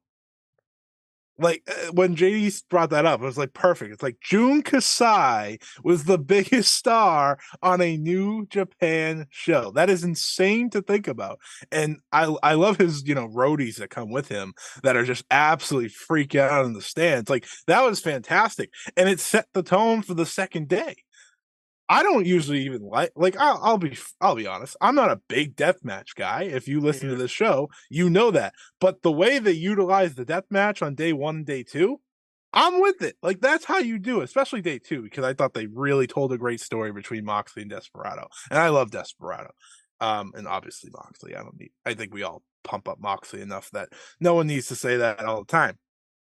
But every match had a level of excitement. Even if you were watching New Japan for the first time and you had no idea who Gabe Kidd was and Alex Coughlin and Drilla Maloney and all these new guys that they're putting a focus on. If you had no idea who they were, you'd still think they're all these people are stars because that's how these shows were presented. Strong is just taken off since the I know COVID's still around, but since the pandemic ended, Strong has taken off. Does that have to do with Mercedes Moné being part of the brand? I think that helps because I think that brought more eyes to the New Japan Strong product. But she wasn't on this show. She didn't need to be on this show for people to be excited about it. So who they have on it? They had Jon Moxley, one of wrestling's biggest stars. They had, and that's the excitement for me of what these shows put together. And I'm not even talking about the women's stuff, which obviously is, my bag over here. And I thought they did a great job with that. I mean, I watched Willow in Japan and I was like, I need her to get over there more. Obviously she got hurt and she couldn't wrestle on Collision, but it was worth it. It was worth it. I mean, that title might be cursed or something because there's injuries coming from that title now for the 2 champions. But I thought Julia and Willow did a great job for 2 people who, have never worked together. I thought Tekla on night 1 made herself a lot of fans just based off of reactions I saw. Everything worked. Everything worked. And there's stories and, thoughts to get into about title challengers and stuff like that. But my favorite part of it all, besides the main event of, besides the wrestling, was just Eddie Kingston getting his moment. Eddie Kingston is a guy that I watch and I'm like, why was he never TNT champion? Why has he not been one of the mid-card champions in AEW? Because every time he shows up in AEW, he has one of the best reactions. Now, is he a draw in terms of, merchandise and stuff? I have no idea. Couldn't tell you. But I know that when he shows up, he gets a reaction, and that happened over in Japan. There were people chanting, "This is awesome." And he also got a great match out of Kenta. So, I mean, Eddie Kingston, what a worker. Eddie Kingston has the one talent that all pro wrestlers need. Like, I know we get lost in talk of the minutia of work rate and this and that and all this stuff. Eddie Kingston makes you care. Yeah. And at the end of the day, that is what matters. Whether you love him, whether you hate him, when the man gets on the microphone and just emotes and I don't want to use the term bleed because Jon Moxley was on the show and he literally bleeds everywhere. But I mean, like, the man just, like, the emotions just pour out of him like no one else in wrestling. Like, and he has this ability to make you feel what's going on in his soul like no one else. So, and the fact that that's now transcended continents is incredible. I never thought we'd see it, to be honest with you. It's amazing. It's special. It really is special. And now that he gets to go into the G1, I mean, he's gonna have a match with Shingo. Like for the wrestling fans like myself, like that's as exciting as it gets in a lot of ways. It's like those two are just gonna go out there and batter each other, and then Eddie's gonna cut a killer promo backstage about how this is everything he wanted because it's his first G1 match. Like that is what I sign up for as a fan, truthfully. I completely agree with both of you guys. The only other thing I wanted to add is that I think the shows also did a good job of establishing these new sections of Bullet Club, these War Dog factions or whatever. I think they did everything about Bullet Club currently, whether it's gold or in Japan, everything's good except for the actual leader of the new Bullet Club. I completely agree with that. I've been a David Finlay heel turn hater since day one. I feel like they did a good job. Obviously, winning titles helps. But establishing this idea of like, them as a group, them as a faction, them as this chaotic threat, a big brawling, not big brawling brutes, but brawlers that are throwing chairs around and throwing people around and doing all this nonsense. Very chaotic. I think they did not cheating. I think other than just just being crazy brawl, they have like a BCC energy in terms of their chaotic brawlingness. But I think they did a good job of establishing that as well. And I think that for me was very much needed to see out of these new guys. Obviously, putting the titles on them helps. And hopefully, we'll see how a lot of them do in the G1, or at least half of them do in the G1 coming up. And so I'm excited to see how that turns out. Any other thoughts on New Japan Strong Independence before we move on? Julia versus Mercedes Moné is your big signature event now. Yeah, coming out of this, right? We talked about this in the preview. Where the hell is that show going to happen? When is that match is going to happen? I think it's going to happen in the US. Like, I think the whole plan, and this is just me going off the cuff, I have no idea. Sometimes I know things. This is not one of those times. I think the plan was always to run Julia and Mercedes in a big spot. Probably not here, truthfully. Like Corkin's big, but like it's a bigger show, truthfully, because it's the biggest match they have. It is absolutely. Like Julia, I think won a lot of people over. You know how I know she won people over? I read people saying AEW needs to go sign her, and I said, we've made it. I've made it to Stardom has made it to this person's over. Time for everyone else to take them away. That is your biggest match now. That is your biggest match, whether it's New Japan, Stardom, whatever it is. And I think they're going to probably save it maybe for a big, strong show, because Mercedes was supposed to be champion, right, for that match. Now they've probably reversed. Now it's probably going to go from Julia to Mercedes rather than Mercedes to Julia. I think Mercedes to Julia would have been very reasonable, but now since she got hurt, we're going to do it the other way. And I think that's fine. I just am looking forward to however they book that, because it's going to get a prominent spot wherever it may be, preferably not on Wrestle Kingdom, because I'd like it to be more than 6 minutes. I was just going to ask if Wrestle Kingdom would be the place for that, because it would. You're right. It would get a short match. You're 100% correct.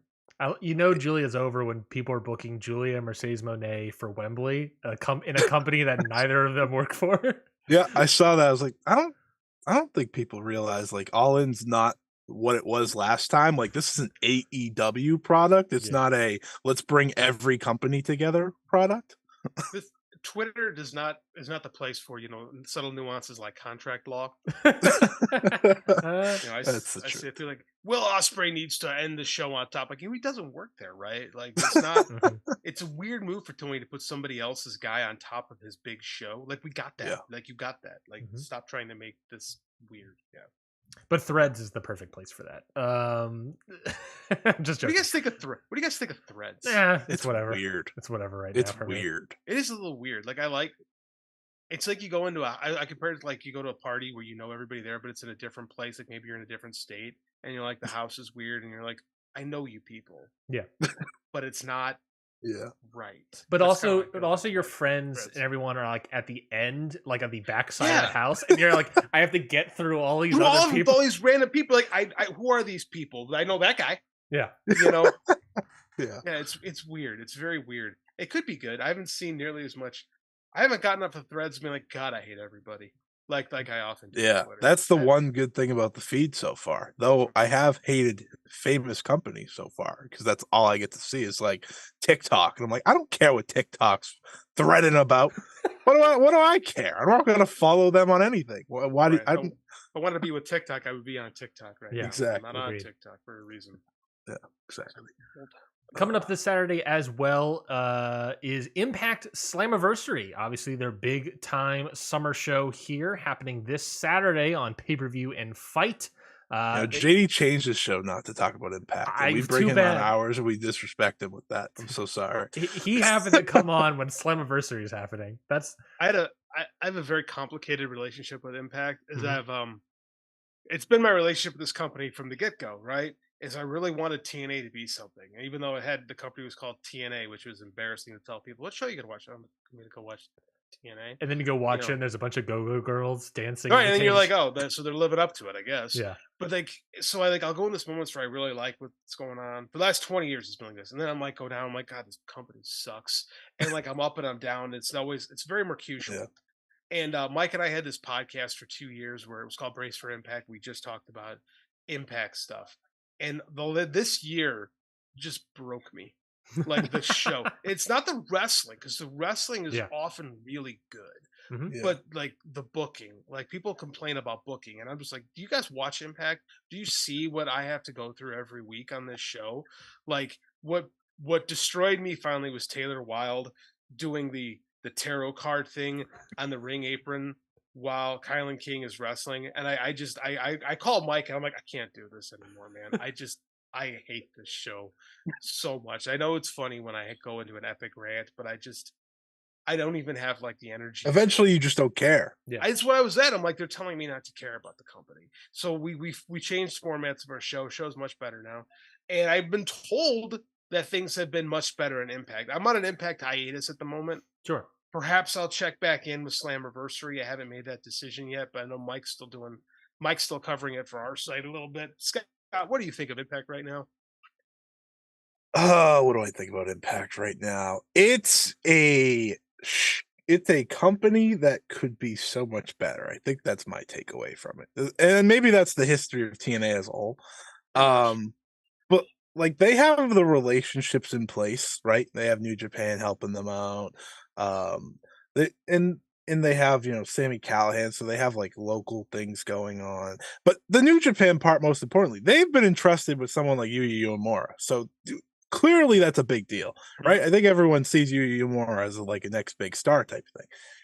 And it feels like more often than not, they don't utilize that to the best of their ability. Starts with Jay White, for example. And you guys talked about this on your show this week, how Jay White was brought in at Slammiversary, 2-3 years ago now? 2 years ago, yeah. And didn't do anything for 8 months. And then they were like, oh yeah, you're just a mid-carder on our show. Like, here, we'll just put Jay White on our pay-per-views wrestling like Eric Young.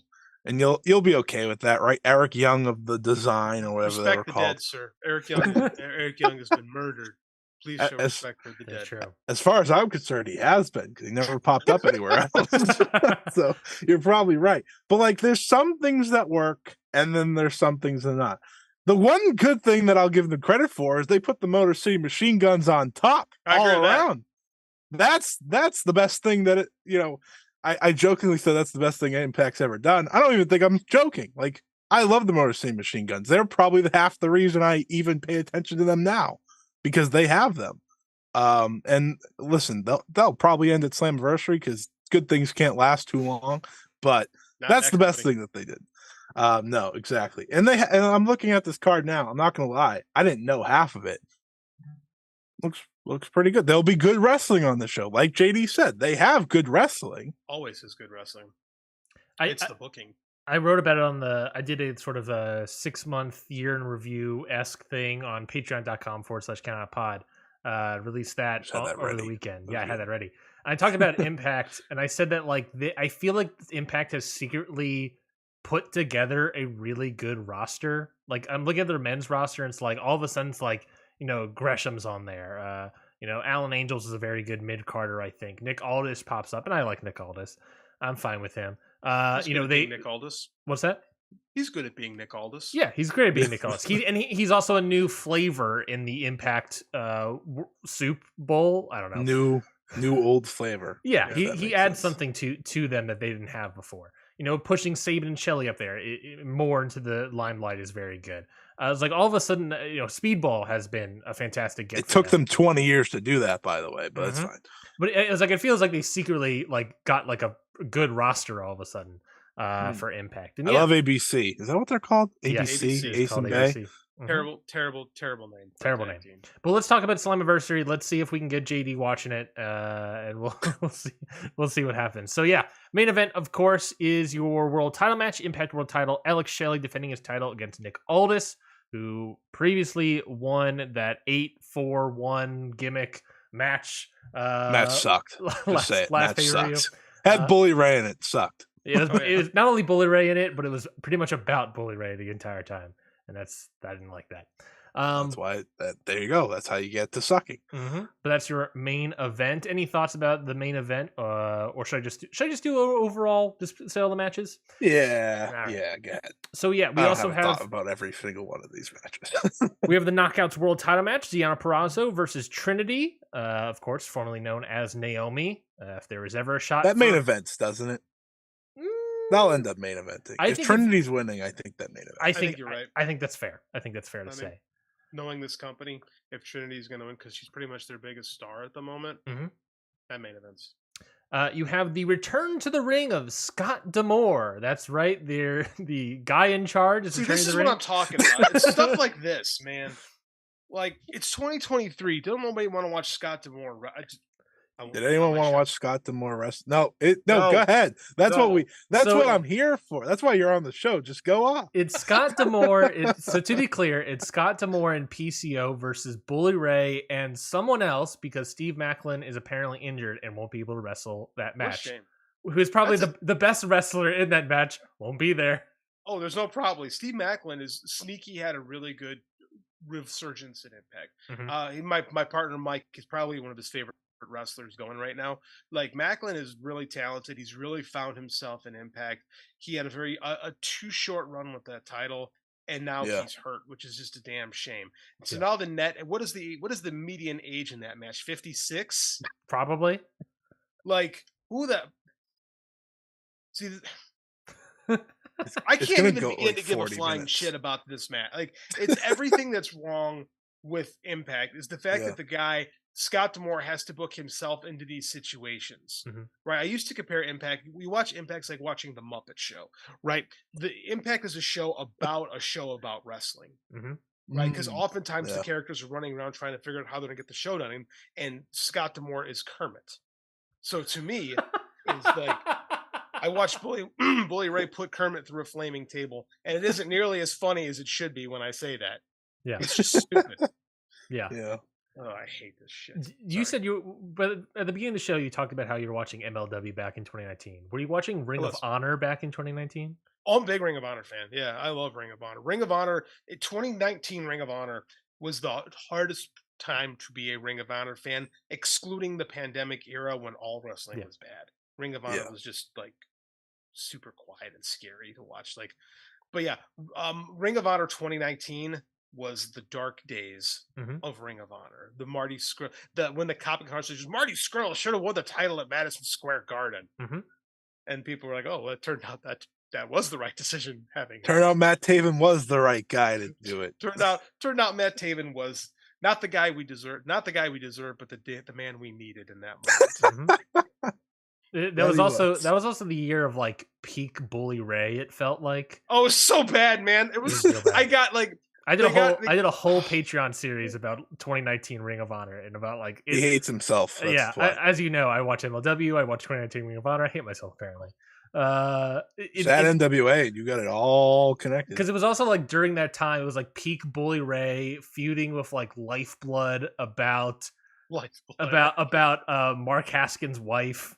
Oh god, I forgot how bad this was. And then like Mark Haskin gets like injured or something, and then Bully Ray is gone because Bully Ray's gone because he gets, if I believe correctly, suspended for that fan interaction, if anyone remembers, where he brought a fan to the backstage area and basically Mafia shook them down. Go be a fan. Yeah. Got mad because he was heckling his ex-girlfriend. Good lord. So this is the Bully Ray influence of Impact. To bring it all back to the Impact, this is the Bully Ray influence of what we're getting is this sort of like, I think that escalation of Muppet Show stuff of, it's fine to have Waldorf and Statler in the balcony, but have them involved in the show is completely different. Completely. You didn't have Waldorf and Stadler, in the act, right? They weren't on stage trying to perform. They just made their jokes and you moved on. And made fun of it. Right. And no, we don't do that in Impact. They got to get the old men right out there, and someone's going to go to the flaming table. It's going to be Tommy Dreamer or something. It's going to be Tommy Dreamer. Hold on. Tommy Dreamer's feuding with Bully. It can't be Tommy Dreamer. They don't care. Impact. Things don't make sense. Yeah, that's true. That's true. Yikes! This is bad. That's a bad match. It's really will, bad. I will not watch that. I promise. No, When you have me review this show next week, I will not be able to talk about it because I will not have seen it. and it sucks because I'm pretty sure like the replacement for Steve Macklin is going to be like Jason Hotch or what is Jake Page or whatever the other guy's name is, the Good Hands. Yes, The Good Hands. yes. Yeah, or Kurt Hawkins, as Brian Mike Myers. said on the on JD's show, the Good Hand jobs. Yeah, They're jobbers. Yeah, We're very immature. Rest of the show we have here is the Impact World Tag Team titles are in a 4-way. ABC versus Moose and Brian Myers. Oh, he's already on the show. Can't use him for the Bully Ray match. Versus Rich Swann and Sami Callihan, aka Team Wrestle Revolver. Versus Subculture. They're returning. Where the hell is the Rascals? They're on the show. Didn't they just come back? Why are they not in this match? I don't know. Zachary Wentz not on the show. I guess they didn't have a spot for him yet. Trey got engaged last night. Maybe he's on vacation. That's probably accurate. We also have the X Division title match: Chris Sabin versus Leo Rush. That's gonna be awesome. Big circle match of the around night. that one. That's gonna be awesome. Them getting Leo Rush is pretty awesome, right? I'm happy. I love Leo Rush. I always have. It's just that guy just keeps tumbling. You know, New Japan's his home. New Japan's his home. He feels pretty comfortable there. Yeah, I'm glad. He's not always there, so I think that helps. Does that make sense? Mm-hmm. Yeah, I love Leo Rush, man. This match is gonna rule. Him and Chris Sabin are gonna have an excellent match. I'm very excited by that. I completely good agree. Random match to put together for your big show. Random as all hell. Yeah. Hey, that's Impact, baby. Frankie Kazarian versus Eddie Edwards to settle the score with their wives and their corners. We have the Ultimate X. Time out. What is the score? Do you know what the score is? What score are we settling? I believe the score is 1-1. I think that's literally the score. All right, cool. They have beef. This is a beef rivalry. Both really good veterans. Mm-hmm. Mm-hmm. So yeah, they're gonna put together a solid match. That's pretty much what you're gonna get. I don't know if it's gonna be a solid match. There's gonna be a lot of shtick involved because Tracy Brooks is back, and that's a good point. Alicia's a heel now. That's a good point. There's gonna be a lot of bullshit, and I like how Alicia. I smell Impact all over this one, to be honest with you. I like how Alicia only turns whenever her husband turns. No, actually, forever he was a heel and she was a babyface, and they'd have this drama. Oh, you're my ride or die, and it would bleed into various angles. When it was with the Honor No More thing, I actually kind of liked it because I actually thought Honor No More was one of the most critically underutilized stables. Agreed. Ever. I really liked Honor They came in super hot, and then impacted nothing with them until Tony Khan had already bought in Ring of Honor and like completely killed that angle. And then they decided to push them. It's like, aha, great timing, guys. So actually, it was fine there, but the fact that was almost 2 years ago. Yeah. Like, and the fact that now we're getting the Alicia Eddie stuff is just, I don't know. It's like it's Impact Day Late Dollar Short stuff. It's whatever. It's going to be a lot of schlock in this match. Not for me. There is a Ultimate X match: Mike Bailey versus Jonathan Gresham versus Kushida versus Kevin Knight versus Angels. That should be good. Kushida and Gresham in an Ultimate X match. I think we forget like what kind of wrestlers they are. They are not, the high flying risk takers, but it'll be good. I mean, that's five good wrestlers. It can't be bad. I just want to see Kevin Knight do a drop kick from the canvas to someone hanging up. It'll look cool. It will look awesome. Just he'll jump up, drop kick him in the head somehow.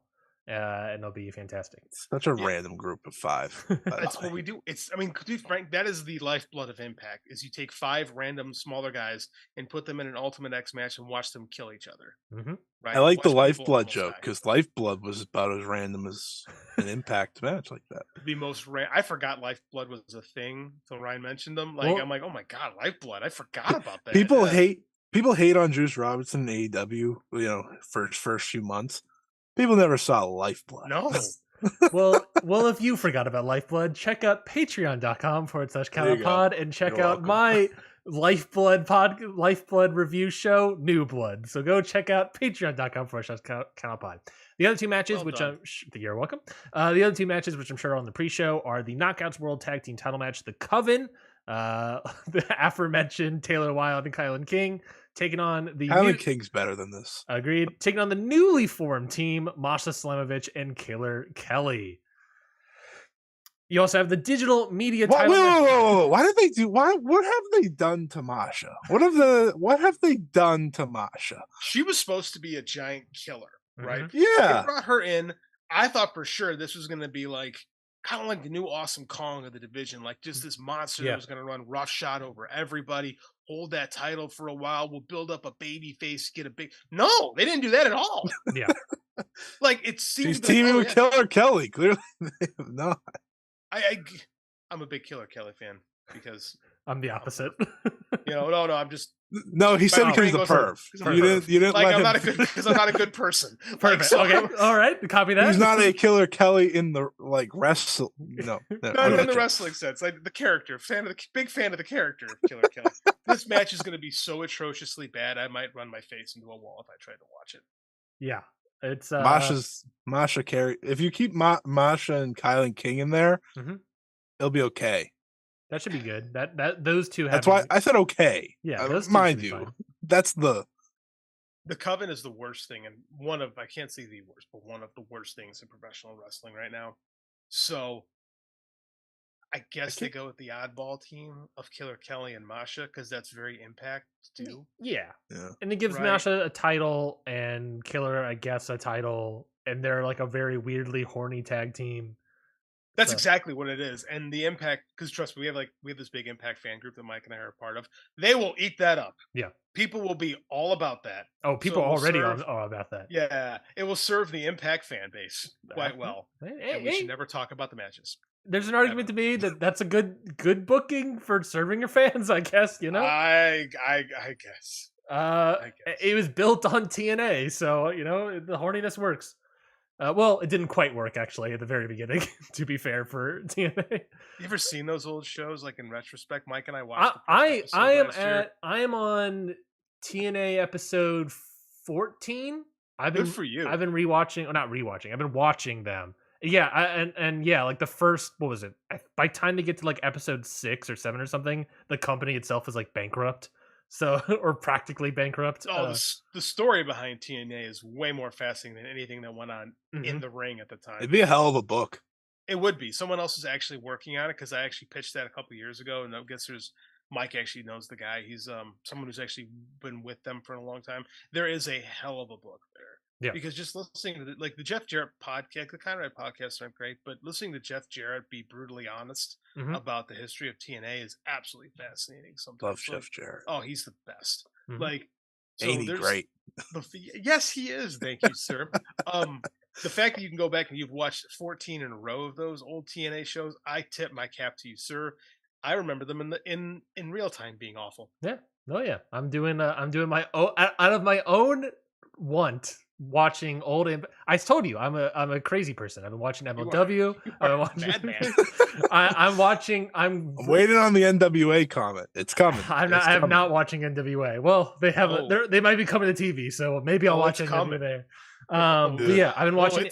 I've been watching TNA. I've been watching Ring of Honor from the beginning. So yeah, I've been slowly building up my Ring of Honor watching has now dwindled to 0. Oh well, I'm not watching modern Ring of Honor. I'm watching 2002 Ring of Honor. All right, you've gone to good Ring of Honor, not 2019 Ring of Honor. That's good. Slowly but surely. And then the only other match here on SLAMMIVERSARY, of course, is the digital media title match between Kenny King and Joe Hendry. Yeah, not watching that. Thanks. I have to ask you, JD, do you believe in Joe Hendry? Yes. He's hilarious. Joe Hendry is awesome until the bell rings. I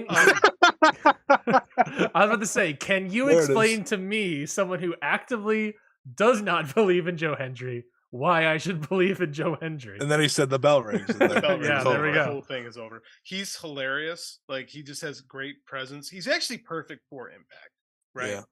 Because like he's okay in the ring. He takes up a lot of time in their TV show with his skits. People laugh at them. He gets like good silly reactions out of people, and then that's it. You know, it's fine. The Digital Media Championship has the worst name of any pro wrestling title. It's a joke, right? So putting it on Joe Hendry makes perfect sense because Joe Henry's good at being, a meme wrestler. They did one of those music things for Yuya Uemura the other day, and I did laugh. Like, he sang his song, but it was end up being Yuya, and he just like popped out like it was a sitcom, and I was like, damn it, I laughed. He's good at that stuff. You Yeah. want to hate Joe Henry. That's the thing is you want to like again. I was that guy. I'm like I'm not gonna laugh at this guy. I'm like he's Scottish. That's kind of cool. And then next thing you know, 5 minutes later, you're cracking up because he actually is funny. He's just not a great pro wrestler. Yeah, which is why Impact's the perfect place. Yeah, that's true. That's probably true. Any other thoughts on SLAMMIVERSARY before we move on? No, perfect. Oh, right. Trinity wins, and do you think Nick Aldis is winning the world title? Yes, probably. I said it at the beginning of this. I knew the Motor City Machine Guns fun will not last long, and it's probably because of Nick Aldis. So that's probably fair. Another show. Leo Rush won. I'd be okay. Yeah, I'll totally. I just like Leo Rush. Leo Rush is great. I don't think that's going to happen though. No, I don't either. The other show that's happening this same day as SLAMMIVERSARY, we'll talk about real quickly, is AAA having their second Triple Mania. I hate AAA. Out of Tijuana this Saturday. The card itself is whatever. I mean, there's an ambulance match between QT Marshall and Pentagon Jr. That's something. But the only two things I think really are note here are the main event and the continuation of the tag team feuding, and then the losers or whatever face into a mask versus mask match at the next Triple Mania. Those are the only two matches they're really talking about, and that is, of course, Guerra del de Rivadales final match, LA Park and Rouge versus Psycho Clan and Sam Adonis. Of course, the losers of this match will go and do a hair versus mask match at the next Triple Mania. But you also have the idea of, is Rouge going to be at the show? No one knows. He is apparently, a couple weeks ago, quit AAA. Rouge. He has not showed up on AAA TV apparently, and no one. I checked the Lucha blog today just to verify. Still no idea if Rouge is even going to be at the show. We'll find out. And then, of course, your main event, which is, I think, is a very exciting pro wrestler right there. Mm-hmm. Your main event, which is very exciting. AAA mega title, El Hijo del Vikingo versus Kenny Omega. What are your thoughts, guys, on those two matches? The main event's going to rule. Yeah. The main event's going to be great. Scotty, what do you think about that main event? I mean, it's going to be phenomenal. Now, am I going to lose my mind watching AAA production? Absolutely, because again, I hate AAA. Their production is so bad. Like, they make WWE look normal with camera cuts. Oh, that's an accomplishment. It's awesome. But Kenny Omega's, pound for pound, best in the world. Vikingo's Vikingo. It's gonna be fantastic. I think Kenny wins. You think Kenny wins? You think Kenny takes the title off him? I mean, they don't care about the title, right? Like, that's true. We've established that. Right. They don't care about the title. 100%. Care about it. And I think if Tony Khan said, yeah, you can have Kenny Omega around more, I think they're gonna absolutely be like, yep, we're giving him the belt. Tony Khan, I would love to sit in a Tony Khan Conan phone call at some point, because these are two people who clearly don't like each other, but for some reason continue to work together. So I would just love to hear how it talked between them, because again, this show has QT Marshall and Pentagon in an ambulance match, and I love Pentagon, but I cannot think of something I'd like to watch less than that. I'm thinking to myself now. Marshall special right there, baby. I'm thinking to myself now, what are the odds you open up the ambulance and Johnny TV is inside the ambulance and then he beats up Pentagon, and then that's the return of... I believe it's Johnny Caballero in AAA. Sure, I guess that's true. In AAA, it's Caballero. But yeah, I was just thinking to myself, what are the odds that he's probably going to be on the show as well? Why is that even a match? I don't know. That's Conan. Yeah, the Omega beat Vikingo when it was on AEW Dynamite. I can totally see the argument of Omega winning. Oh yeah, I forgot that he beat Vikingo. Yeah, I can see the argument of Omega winning. It's Omega. You put the title Omega, yada yada yada. But I think the idea here ultimately is that we're putting Vikingo over. That's what Omega wanted to do. Put Vikingo over in his country. That all that sort of stuff. I think it should be. The real question is, will Don Callis be involved? That could be fun. Because it seems like any match Kenny has, Don Callis is there. and that Omega has to lose. So maybe it's not necessarily by Vikingo's hand. Maybe it's by Don Callis' hand, or maybe Takeshita shows up out of nowhere. We have established Don Callis in AAA. That is true. That's true. That's very true. So maybe that is how we get there. I don't know. Kenny could always just lose clean, and AEW could never mention it too. That's always a possibility. You think he's going to lose clean in AAA? That was the joke. There's no way. There's no way. Maybe they'll send Takeshita. Maybe they'll have him do the dirty work. I would not be surprised to see Don Callis and Takeshita in AAA. Right? Yeah. That could actually happen. That might be a thing. Yeah. I'd be okay with it. Better than a shitty ref. Just, what match was it a few years ago where the ref was just like a heel, and I was like, this is that's bad. That's AAA. They have a heel referee that purposely does slower counts and purposely ignores. That's like having Michael Cole as like the heel who just loves the Miz. Oh, wait a minute. WWE did that for like a year, and it made everything insufferable. The Miz makes everything insufferable. So. This is true. Any thoughts on the Roosh situation, whether or not he will show up for this match that is dependent on another main event for another show? Who knows? It's Roosh. Yeah. He could show up. He could not show up. Nobody knows. Mm-hmm. I don't even know if they know. I don't even know if Roosh knows. Roosh definitely doesn't know. Right? He's going to wake up in the morning and be like, how do I feel today? I think I'm going to work. Yeah. Right? They should replace him with Jeff Jarrett. You'll get a professional, competent job every time.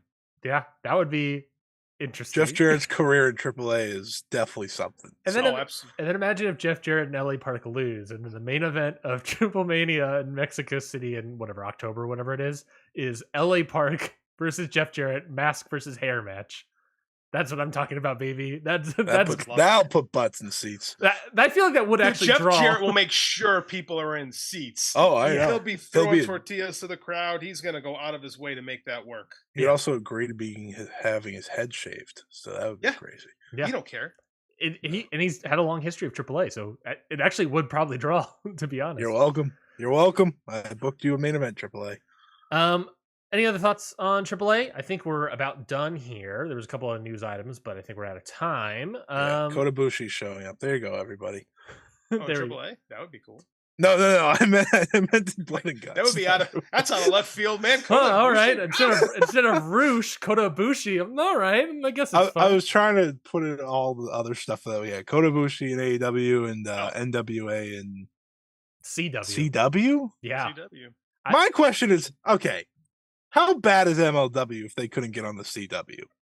Mike has been trying to will Impact onto CW since they got purchased by whoever. I forget who owns them now. So the fact that NWA came in and smashed those pumpkins and got on there before anybody else is just amazing. Since the merger, I've talked about that someone has to go on CW at some point. It's a prime spot for wrestling, honestly.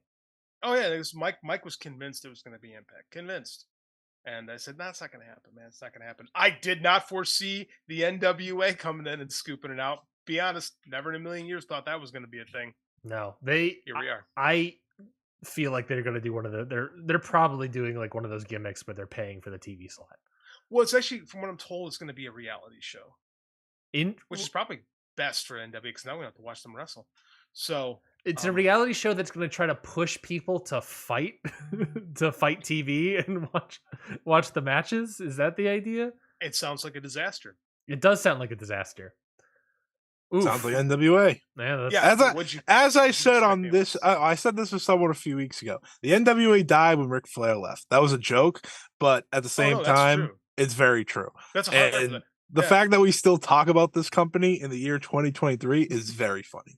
I can tell you exactly when the NWA died. When Bobby Heenan held up the NWA Big Gold Belt on Primetime Wrestling. Yeah. That was it. It was WCW from then on officially. Yep. And that was it. That was the end of the NWA. That was the final blow. It has never, no matter how many times, I think it's like 6, no matter how many times they tried to reboot it from then, it's never worked. The NWA died, like you said, when Ric Flair left WCW. And great title belt, though. Because then you have the best ever. The best title belt ever. Yeah. Then you have WCW. Then you have WCW NWA trying to figure out their new title belt situation for several months, and then Ric Flair comes back and like, all right, okay, now we can do something with this. That whole mess that was. So the best was they had this. Okay, now you're getting historian JD talking. Mm-hmm. You had this pay-per-view at Great American Bash 1981. You had Luger and Wyndham in a cage for some reason because they weren't really feuding at the time, and they just took the old Florida belt and slapped a plate over it, Yes. so you couldn't see that it said Florida, and that's the belt that Luger has in the ring, and Mm-hmm. the fans are just shitting on the show the whole night. We want Flair during everything, and the fact that the show was so awful. Yeah. Like beyond the main event is just terrible. Sting and Nikita Koloff had this cage match or this chain match that had zero blood. Kevin Sullivan cuts one of his bonkers promos with the one man gang talk with the third eye. It was so atrociously bad. And how do you end the show by shitting bigger on the crowd and having Luger turn heel with Harley Race to top it off with this crappy looking belt? It is one of the worst things from a major professional wrestling company you will ever see. Who was booking the WCW at that point in time? Dusty Rhodes. No, because they didn't flip. No, Dusty didn't come back yet. This is still Jim Herd. Yeah, it's still Jim Herd. Still Jim Herd, and was it Jim? Yeah, I'll take your word for it. I'm sure you know more than me. No, because it wasn't Jim Herd the guy that was also like part of the reason why Ric Flair left. Of like, they hate each other. Yeah, they hate each other. Then you need to cut your hair and you need to do all this stuff. You want to call him Spartacus? He wanted to have an earring. Spartacus. He just wanted Flair out. He thought that Flair was done.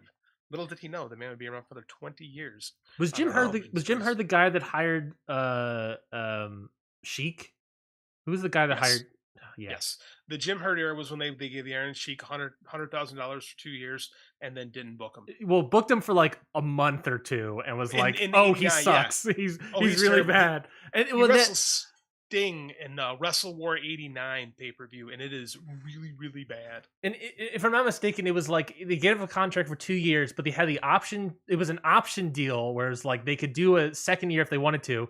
Forgot that he was on the contract. The contract rolled over, and they had to give him more money for a guy they weren't using to just sit at home for a year. He had 2 six-figure deal. Like he had a 2-year 6-figure contract and worked a total of like 10 matches. I want to say. Yeah. Like that's the Brock Lesnar way. Yeah, but Brock Lesnar, at least when he'll show up, it'll be something interesting and good. And he'll show up, have an interesting match, and draw. Sheik at this time wasn't drawing. Yeah, he never. No. I mean, like I don't know if the Sheik ever drew, to be quite honest with you. Mm-hmm. But yeah, it was really bad. Like that era of the Iron Sheik. Yeah, that early 1991 WCW is some of the worst wrestle crap you'll ever see until Dusty comes back. When Dusty comes back in the fall of 91, stuff starts getting better, like almost immediately. Like the Clash, one of my favorite clashes actually is the Clash November 91, where Sting gets attacked and we reveal that Rude and Sting, that's when the feud starts. Mm-hmm. And that's when Rick Steamboat comes back and tags up with Dustin Rhodes.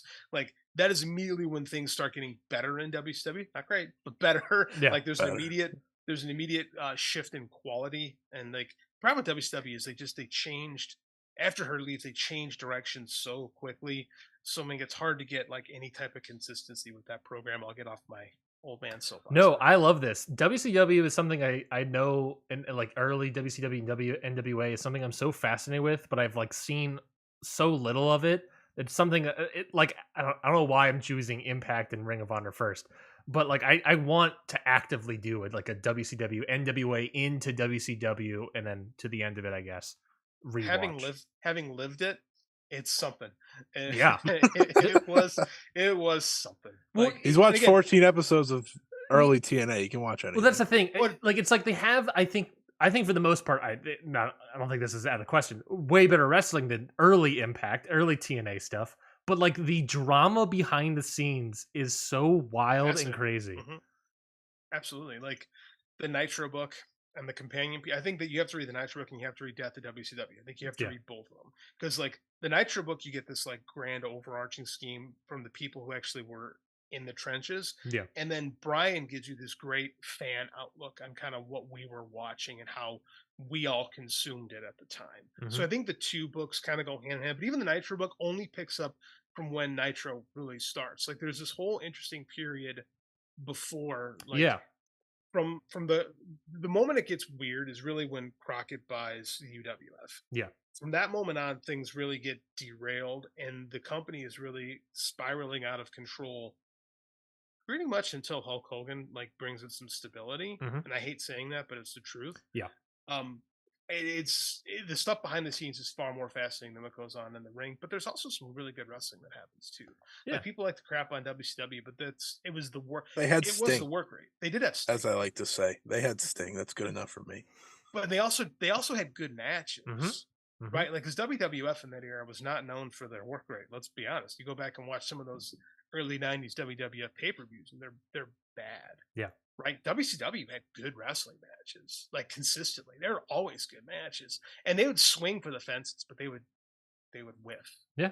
And it would be a spectacular, just a spectacular whiff. The problem with like going back and watching old WCW and WWF TV is TV wasn't meant to be consumed the way we consume wrestling TV now. So it's all squash matches and stuff like that. And it makes for a very boring watch unless you go back and try to like you're almost better off going up and trying to pick up angles and stuff like that and interviews to get a vibe on what was going on, because like people just didn't watch wrestling like that the way they watch it today. It was just an infomercial that gets you to go buy a ticket. Yeah. So it's harder to, I think it's because I want to watch old WCW, like just watch the pay-per-views. Don't watch the old TV, because the old TV, unless you have a specific angle in mind, like right. Vader and Cactus Jack from early '93 when Vader nearly kills him. Right, that's great TV. Yeah, but you got like that once every couple months. Like for the most part, TV was just a thing to do. Like it was so different. Yeah, well, yeah, that dramatically changed like years later. But yeah, no, because I love that angle of just like I think there is like an art to like jobber matches, an art to like seeing somebody. We talk about it all the time. Is like jobber is really, it's a good idea of like seeing how good this guy is at selling. Seeing someone having something on TV happening, having the gambler on TV, and also like they had like a crap ton of like television that's just like like jobber material. Until Nitro came about, where it started becoming more of like a flagship product. It was kind of just like, here's a bunch of wrestling on TV. Well, Saturday night was a good show. Like, I think Saturday night was the best wrestling program of any of the wrestling in there, because like stuff would happen on WCW Saturday night. You would have angles, you would have interviews that were interesting. Like things would move. It would move things forward. When oftentimes like old, if you have like old Raws and stuff like old like primetime wrestlings, like stuff moves at a snail's pace. Yeah. Like at least like things happened on WCW Saturday night. But again, it was just such a different product back then. Yeah. I want to ask you guys. Well, I was gonna ask JD 2 questions before we got off, but I'll ask one to both of you. What's the last like wrestler that utilized the jobber matches to like truly get over, like get all the way over and stay over? Like last wrestler in terms of modern sense? Yeah. Have fun thinking about it. Because the first person that came to my mind was Wardlow, but I don't even think it was the jobber stuff that got him over. I think if anything, that hurt him. Oh, you mean like the guy that's pushed, not the actual jobber. Like Ryback, for example. Okay, not the actual jobber that was able to. No. I don't need you to bring up James Ellsworth or something. No, I'm good. Well, the answer to that was probably Fuego. That was probably Fuego. That's probably gonna be. Or Alan Angels. Because remember, Alan Angels made Ryan Satin shit his pants. That's true. Got blocked for that. Caught a block for that one. That's fine. I blame my life is better. Not to be able to see his random thoughts. It was a favor. I considered a blessing. Yeah. I can't think of the most of like the last guy that got, I guess, Ryback, because he got over in that era. My other person was Strowman, maybe. I was about to say Strowman. That really like elevated him to like the coming out of the draft in 2016, separated him from the rest of the wide pack, and that put him onto the trajectory of eventually that Roman Reigns feud, which to this day I thought he should have won that feud. Well, I mean, you heard yourself though. Yeah. Roman Reigns losing. Well, this is 2016, that bro. That doesn't happen, true. Sir. That's also true. Yeah, I heard JD bet everything on it the other a few weeks ago on his show, and he thought it was a safe bet.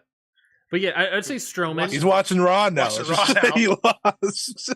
Strowman was able to like get to that, use that that sort of stuff and use that push. I guess was all part of it to get eventually to become the next big monster and world title challenger. Because I think that does play to how it doesn't. One, it doesn't work as easily anymore, but also you need the right situation to make it work. Yeah, because the problem is with the jobber guy now is when you have the jobber guy in there, you know what it's for, and it sticks out on the show. Yeah. Right. Like back in the 80s and 90s, everyone had jobber matches. So I mean, it was just the presentation of wrestling. Now, when you have those things, it's very clearly by design, and it almost always works in a short term. No one's ever been able to make themselves a star with these things. When you said that, my mind went to Vader.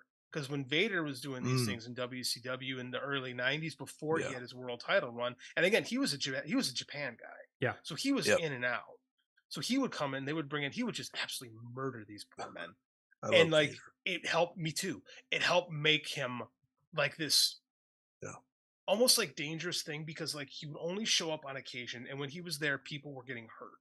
So you had a good year and a half to 2 years to really like build a mystique around Vader before he really is in a program. And his first like real program is with Sting for the title.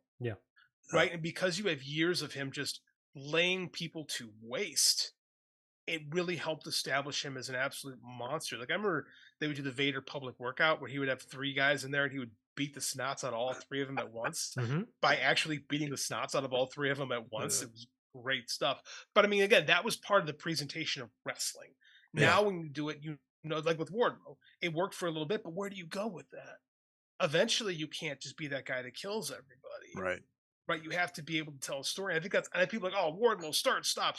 I'm like, well, it's because he's limited. Yeah. They tried it with Hobbs too. They tried it with Hobbs too, and Hobbs needs to. Last night is a change. We need to see what the follow up with Hobbs is. I'm very curious to see what happens here. I think he's got a lot of talent. I just don't think they really know what to do with him all the time. I agree.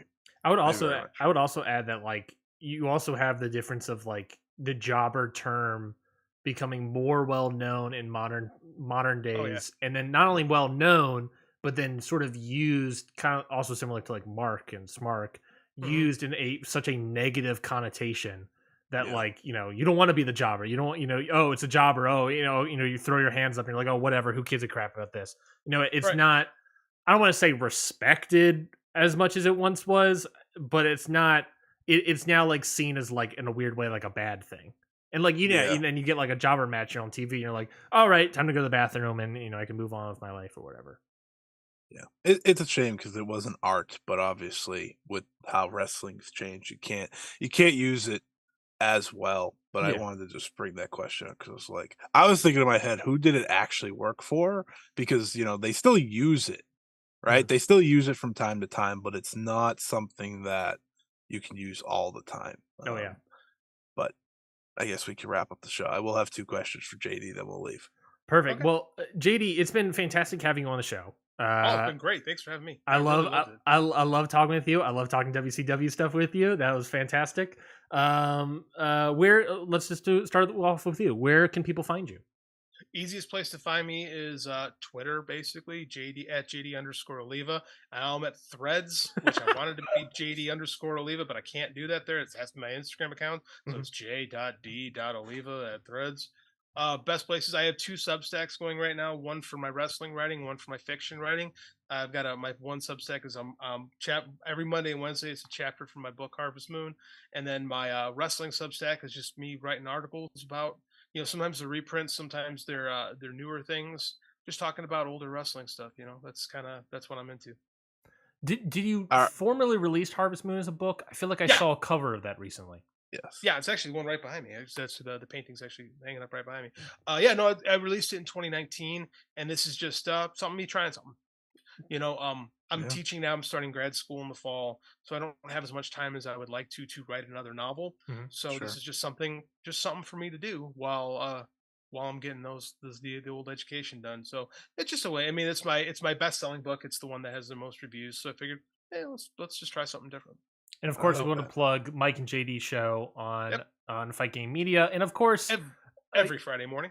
And of course, at least a year from now, a book about the 1950s Chicago territory scene. Yep, as soon as I Yeah. can. Hopefully all the interview subjects can stay alive for the next few years before I get a chance to talk to them. When Yeah. you come And out with it, we'll have you back on for I sure. would love to, because I mean, this is going to be Hopefully before that too, but hopefully. Oh, we've got to see how this goes. I mean, like, I'm really interested in the subject matter. My first Substack was actually a story about Don Eagle, who was a world champion, but not the NWA world champion, who got hosed on Chicago TV. He got, screwed over in a match with Gorgeous George. So that was a Mm, fun thing to talk about. And it wasn't like the title didn't change hands, but it was like literally done to hurt his drawing power. And it mhm, was like Kohler, basically showing who had the power. It's fast. These stories are just interesting stories about power dynamics, right? yeah, I love that kind of stuff. Thanks for having me on, guys. I really like yeah. talking about So wrestling. my 2 questions just before we go, And, Oh because yeah, I know and again, because I know these are you're a big. Scotty's famous 2 questions for every guest. He always has Yes, 2 love it. that questions. they're always different. But you're a Japanese pro wrestling fan like us, Yeah, and it's tournament season almost. yeah. So I just want to know, who do you think's going to win the G1 and who do you think's going to win the N1?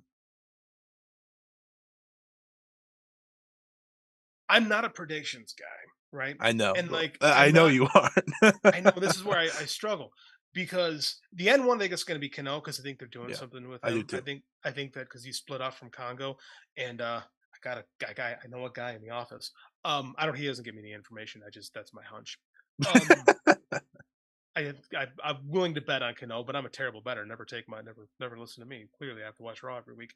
The G1, I think, is interesting this year, because I don't.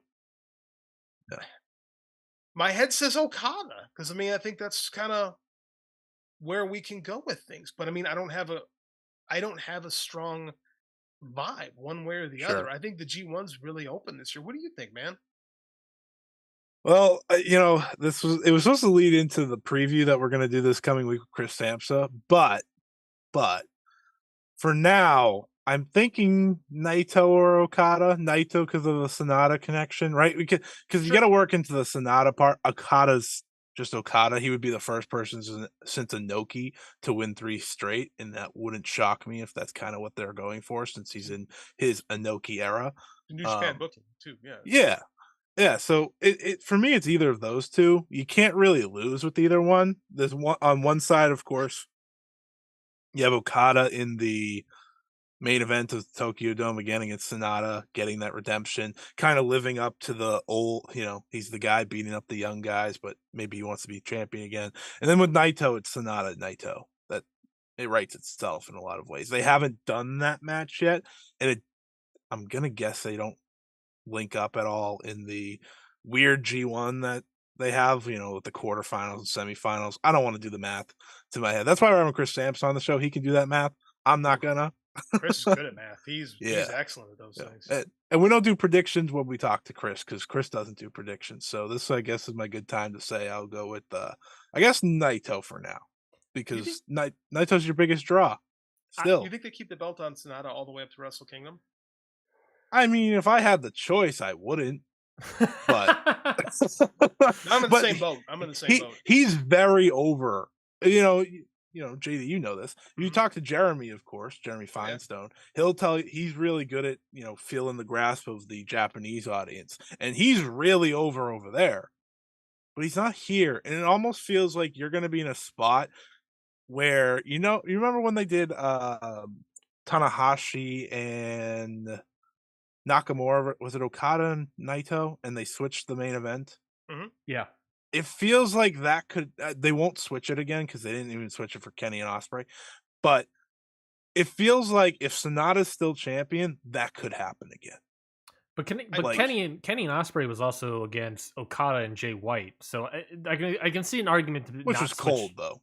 Cold, but I can see argument. But it's Okada. It's Okada. It's Jay White at that point. But it was in time. Okada last time. That's Mhm. true. That is true.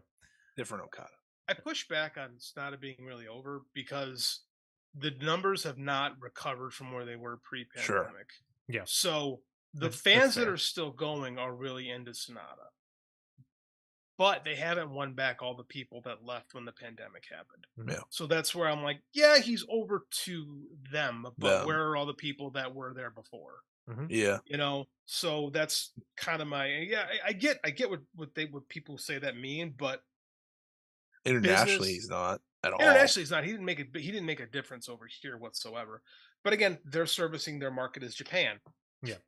But like I said, where were those fans that were buying shows, that were buying tickets 4 years ago? Where are they at now? Like, because they're not coming out to watch Sonata, but in reality, they're not coming out to watch anybody at the moment. So not all on him. The company's got to get hot again too, which maybe it starts changing. We're definitely in the midst of it, Yeah. though. I think you're right with the the way the attendance is going. Maybe Naito's your answer then. I don't know. I mean, like, you got reliable. We're definitely in a youth movement, right? Yeah. New Japan, definitely in a youth movement. They're definitely moving in that direction. So you have to kind of stick with people. But is Sonata a youth movement guy? No. He feels like a transition guy. I love the Three Musketeers. So, I was about to say, the new Three Musketeers. I love all of them, but the new ones, I think they have potential. I was about to say that, like, we're talking Okada and Naito, announcing the Reiwa Three Musketeers right before the G1. I don't necessarily think they're going to win, but I think they're in the worst possible block to win. Yeah, that's fair. I think it immediately puts their name into contention of, like, it's possible. It's certainly possible. If Okada was champion, I'd be picking Kaito Kiyomiya and not looking back. But Okada's not champion. So hey, look, if you need to, I know. If you need to revolutionize New That's Japan, your biggest match, though. Everyone loves that. Yeah. Well, because it was awesome. Yeah. Like, Dickhead Okada is the best version of Okada. It is. And that's what we really got. Kiyomiya just brought out this nasty mean streak in him, and I personally can't wait to see it again. I love Kiyomiya. He's great. I saw someone tweet. No. I was gonna end the show. I'm so sorry, JD. I know you have a life to get back to, but I need to complain. I saw someone tweet, and it's just someone stupid. So, like, I shouldn't care. But someone said Kaito Kiyomiya is Japan's Austin Theory, and I wanted to lose my mind. No. I was like, I know you're just doing that to rile some people up. I know. But have you ever watched Austin Theory wrestle, and have you ever watched Kaito Kiyomiya wrestle? Because it's not the same thing. No. That's Austin Theory sucks, by the way. I mean, first of all, Noah's been behind Kiyomiya for years. Forever. Yeah. For years. Like, he's their guy. Yeah. Right? Mm-hmm. And he's actually good. And he was actually, if anything, they pushed him too soon.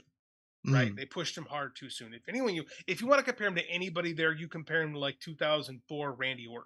Mm-hmm. As far as getting stuff too quickly and really not getting comfortable in himself till well after his first title reign.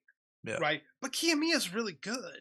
So I mean, like, I don't know how you can say, like, oh, he's just Austin Theory, and like, another part of me is like, well, so he's a guy who's going to get taken care of for years and pushed, as a top guy forever. Oh, okay. Yeah.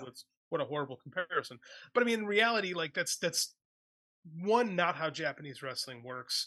Two, highly uneducated to say something like that. That's a dumb person trying to sound smart. Yep. Scotty, did you ever ask your second question?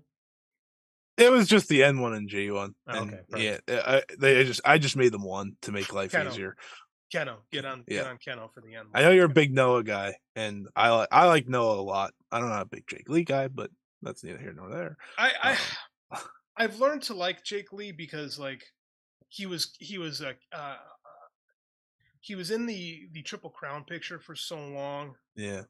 And, like, I liked watching his matches with Miyahara, but I think I like watching Kento all the time. Kento's great, and he, like, got something, because Jake Lee is so, like, some would say stoic, others would say non-charismatic. Like, Jake Lee would get Miyahara would get something out of Jake Lee. Yeah. Right. I'm not a huge Jake Lee fan, but I get why they're doing it. They had to make the signing mean something. Yeah. So now you make Jake Lee mean something in Noah. Keno's the guy. Yeah. I love the choice. Also, that reminds me, next weekend is Katsuhiko Nakajima versus Kento Miyahara. So we must celebrate. That's going to be really good. I cannot wait for that match. There's going to be so much kicking. There is. It's going to be wonderful. But thank you so much for coming on. Thanks, JD. guys. This was a blast. I appreciate you having me. Scotty, anything to plug on your end? Yeah, follow me at Scotty Wrestling. That's the best. That's the best place to follow me. I think it's the same on everything. I don't even know what it is on Threads. I'm pretty sure it is. Threads I literally signed up for in like 2 seconds and was like, oh, I don't like the look of this at all. Why am I seeing these tweets? They're not tweets. That's the problem. Maybe They're threads. they're Threads. why am I seeing these tweets, Scotty? You're not on Threads. Yeah, I know. You're on Twitter again. The next 2 weeks are pretty big for me, obviously. You know, Stardom has their big tournament coming up, so I'll be doing a live show for that next week on the Fight Game Media YouTube channel, probably on the 20th. If you want to learn about Stardom's big GP, G1 style tournament, 5-star Grand Prix, I'll be over there. I have a G1 preview coming out written for Wrestle Purist this week. I will have a 5-star Grand Prix preview on Voices of Wrestling within the next 2 weeks written out as well. So yeah, that's about it. And I think I have interviews too, but I don't know when those are coming out, so I'm not even gonna act like I know. But yeah, that's it. I will say that you guys had a nice little history of the 5-star Grand Prix on Stardom Road a couple weeks ago as well. Yes, plug my stuff for me because I don't remember. Is there? I'm the worst person at plugging things. Well, the problem is you have a billion things happening, so it's hard to plug everything all at once. Yeah, you're sure. Scotty. People tell me that I don't have that many things. I think it just feels like you have a billion things. Yeah. It does. It does feel like that. It does feel like that. You're quite prolific, sir. Yeah. Thank you. Not all of it. I like to think all of it's good. It's not, but I try, and that's what matters, right? I try, which can be bad, but and you need my match of the week. Shit. Well, we don't have to do match of the week this week if you don't want to. Oh, well, it was going to be Moxley and Desperado, so fair enough. There you go. Hey, if you want to listen to the only 2 good things that Scotty does, that's Stardom Road and Ring Post Radio on the Countdown Network. Rude. Well, hold on.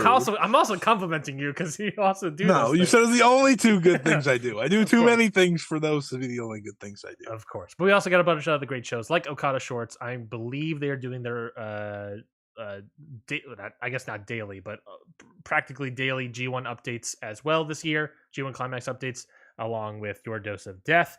I sort of said it throughout the show, but subscribe to patreon.com/countdownpod. We got a lot of fun stuff there. We'll have another episode.